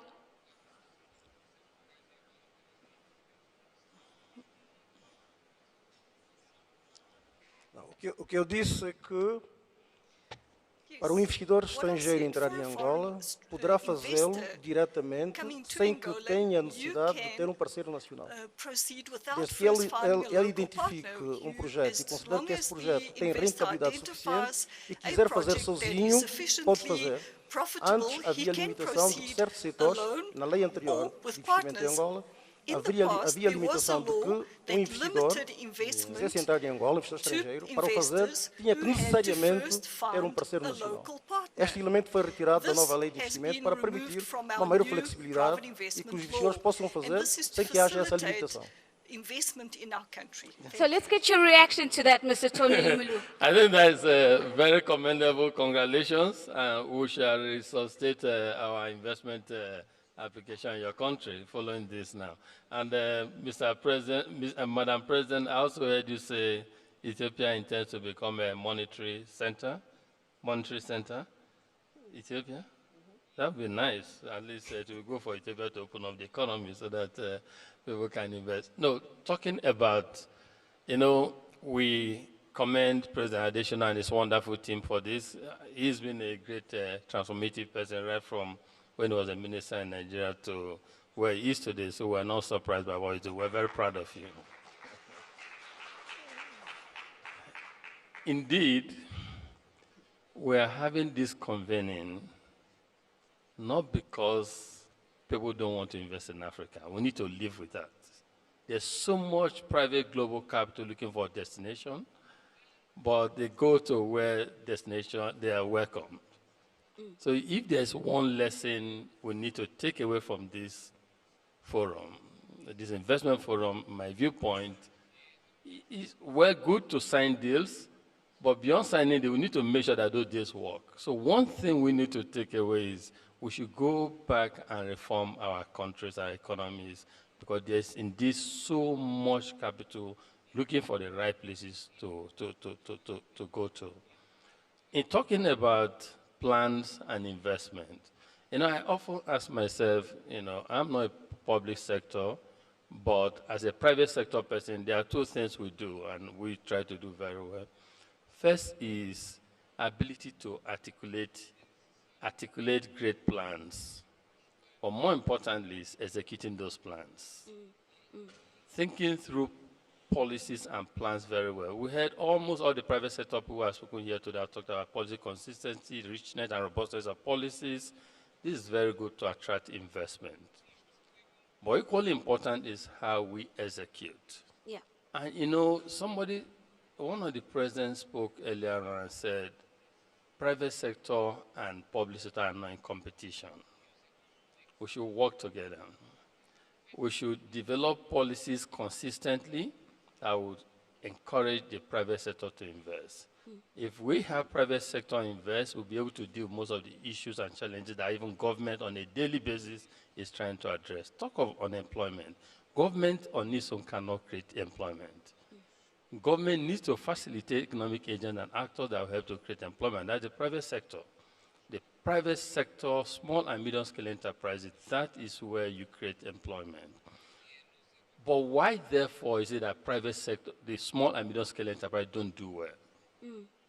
They don't do well not because people are not intelligent, it's not because people are not enthusiastic to succeed, it's not because they are not energetic, it's not because they don't work hard, it's because the operating environment is totally stifling. If you don't deal, for instance, with the issue of mass transportation, how can a small and medium-scale enterprise succeed? If you don't deal with the issue of access to reliable electricity, how can private sector or small and medium-scale enterprise succeed? And if they don't succeed, the economy doesn't make progress. And if they succeed, they on their own, out of their own successes, will attract massive investment to the continent. So whilst we hold forum and investment sessions like this to attract investment, we need to think also about retaining the investment that we attract. We need to think of showing pockets of successes in Africa that will encourage others to bring capital to Africa to invest. If you look at the power sector, you see some countries want to be serious about power, realizing that access to electricity is key for development. But then people who go into the power sector are burnt. if they are bond, other investors are watching. There's no amount of investor roadshow you do that will encourage them to come there. When people see successes, others follow. In the past, I know a telecommunication company working on how to improve the operating environment, making examples of small and medium-scale enterprises, having them succeed, so can attract more. And for private sector, we must also understand that, in Africa, where you have massive unemployment, the success of one person or one company is nothing. Yeah. We need to think holistically. So for us also, the private sector, we must think holistically and in a manner that's all-inclusive to identify the small and medium-scale enterprise and the young ones to give them economic opportunity, hope, and help them to succeed. That will help us as a country. Thank you very much.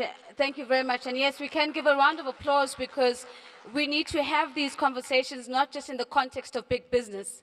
We need to make sure that the environment works for small and medium-sized enterprises, which in many African markets actually are the backbone of the economy. So it's not just about large-scale transactions. It's also about the actual environment on the ground. Mr. President, let me come back to you. I want to talk very briefly about the financial sector, because we know that the financial sector is key to securing investment, to securing access to credit. I just want us to talk a little bit about what are you currently doing in Senegal to boost confidence in the financial sector and to make the facilitation of investment slightly easier, the access of credit, whether it's be small, medium size or big business, slightly easier in the Senegalese market? In 1998, we were able to have access to $1 billion over a period of 30 years. This was a first-time event, and this was due because the rating of Senegal was such that it was possible to do so.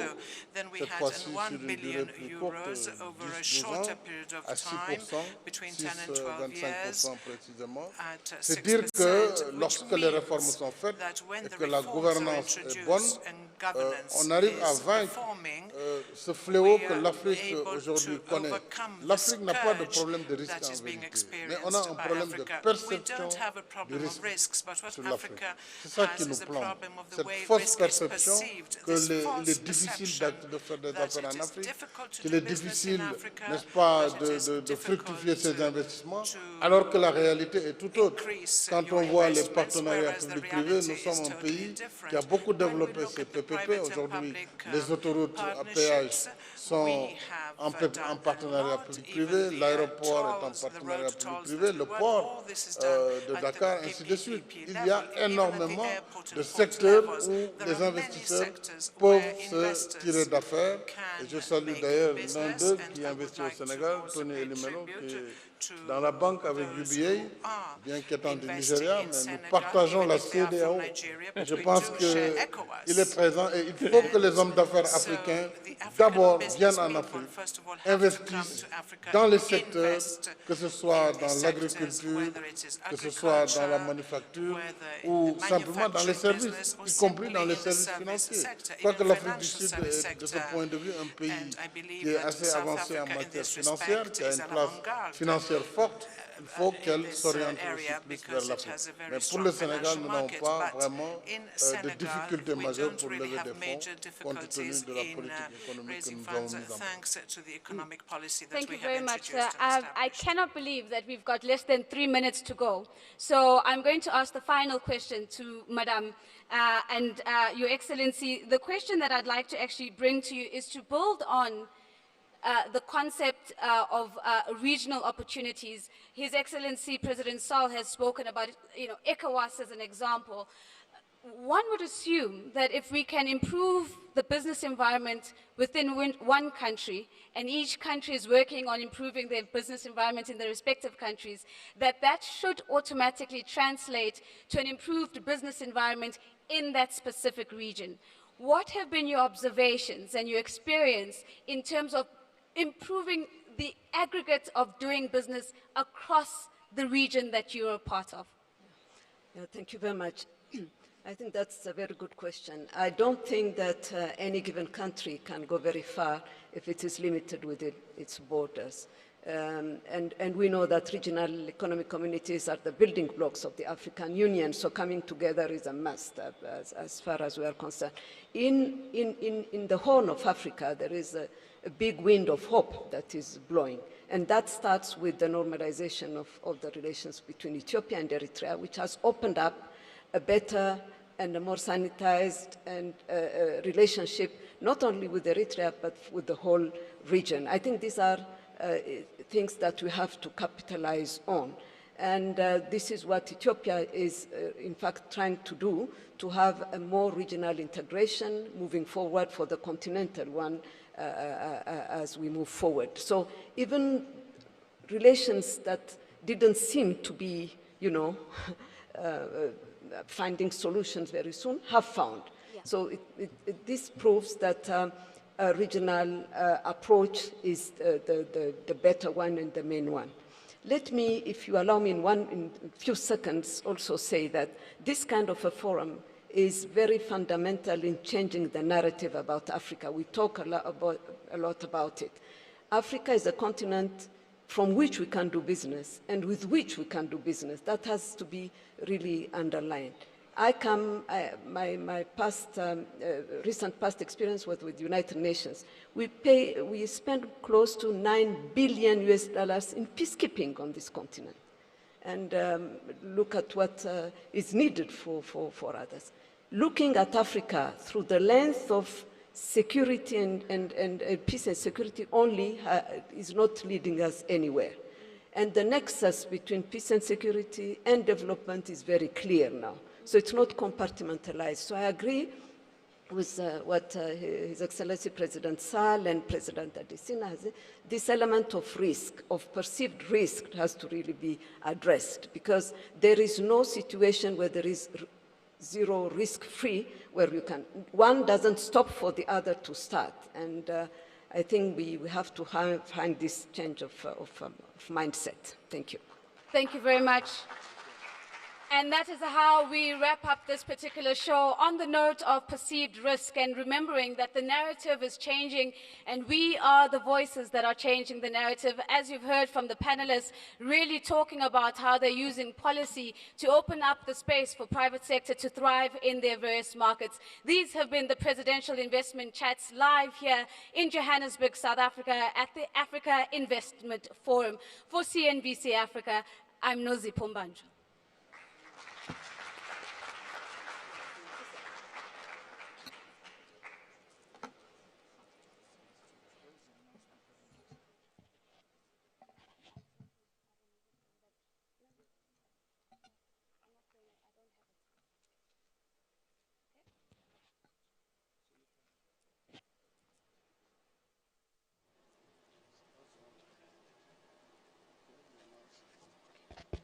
Ladies and gentlemen, as we close this conversation, I'd like to firstly thank you very much for joining in the Presidential Investment Chats. Thank you for abiding with our televised component. We do appreciate it greatly. I have one announcement that I've been asked to please make, and the announcement goes as follows. Ladies and gentlemen, today is an example of the deals and the transactions that we have been talking about since the beginning of this forum yesterday. These are symbolic of the boardroom conversations and the deals that are taking place. A new partnership that intervenes in the railway sector, which has an annual deficit of about 62 billion circa, and what we are witnessing is the launch between South Africa's Tello and Germany's Deutsche Bank, a partnership that they're bringing together. And of course, to maybe talk to us a little bit about that is Mr. Ronnie Ntuli and Mr. Andreas, to please come up onto stage to talk to us about this deal that has just, or is in the process of being signed. Can we give them a round of applause as they come up?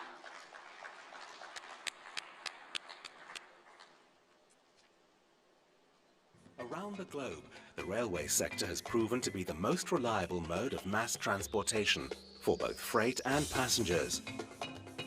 Where the sector has been well planned, developed, operated and maintained, railways have effectively vitalized trade corridors, supported trade and industrial development, created stable employment and developed new skills, facilitated national and regional integration. Mobilizing capacity and investment for the railway sector represents a new and exciting development opportunity for the African continent. And today, the two partners, Telo and DB Engineering and Consulting, have come together to deliver on this vision for the continent. Telo is an African industrial group with a passion for developing the continent's railway sector. Telo has already mobilized sizable capital into the continent's railway sector. DB Engineering and Consulting is the international arm of the German rail company Deutsche Bahn. DB is leading in European rail infrastructure and freight and passenger transport with more than 180 years of experience. With the African transportation and logistics opportunity in mind, the partners have come together to form a new company called Telo DB. Telo DB will bring unrivaled expertise to grow and develop the railway sector on the African continent, resulting in accelerated industrial development, trade, job creation, regional integration and economic development.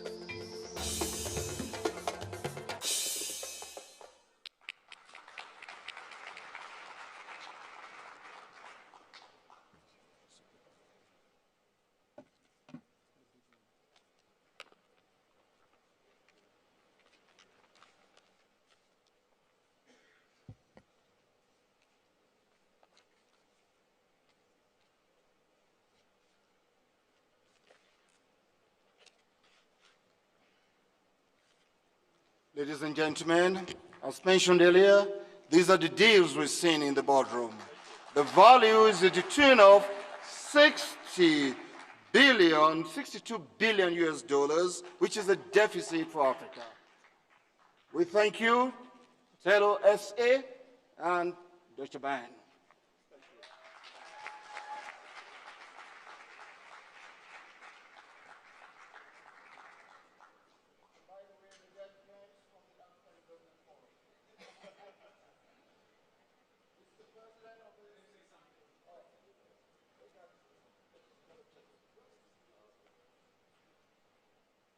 At the kind request of our great host, President Adesina, again, congratulations for an amazing initiative, a transactional platform for Africa. This is a seminal moment for our continent. Excellencies, thank you for your communication. We appreciate the message, and we are jointly committed to investing on the continent of Africa. We've recognized that the continent is a huge landmass. It's endowed with resources. We have a population, as stated, 2050, 2 billion people. It's a market. We can no longer invest in just railways from a mine to the port. What we have to do is integrate the region. And I think the partnership is a commitment to investing in the railway sector in Africa. We have the full capacity from project concept to engineering to feasibility, pre-feasibility, maintenance, training, operations and maintenance. And this is the capacity that jointly we bring to the continent of Africa. Thank you very much.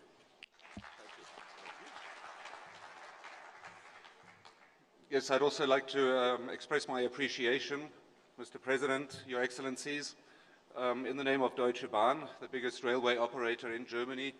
And we couldn't think of a better venue to put up this partnership with Telo here today. Thank you very much for that. And as the Finance Minister of South Africa said yesterday, we are here in friendship, and that's what will give this a long-lasting partnership. Thank you very much.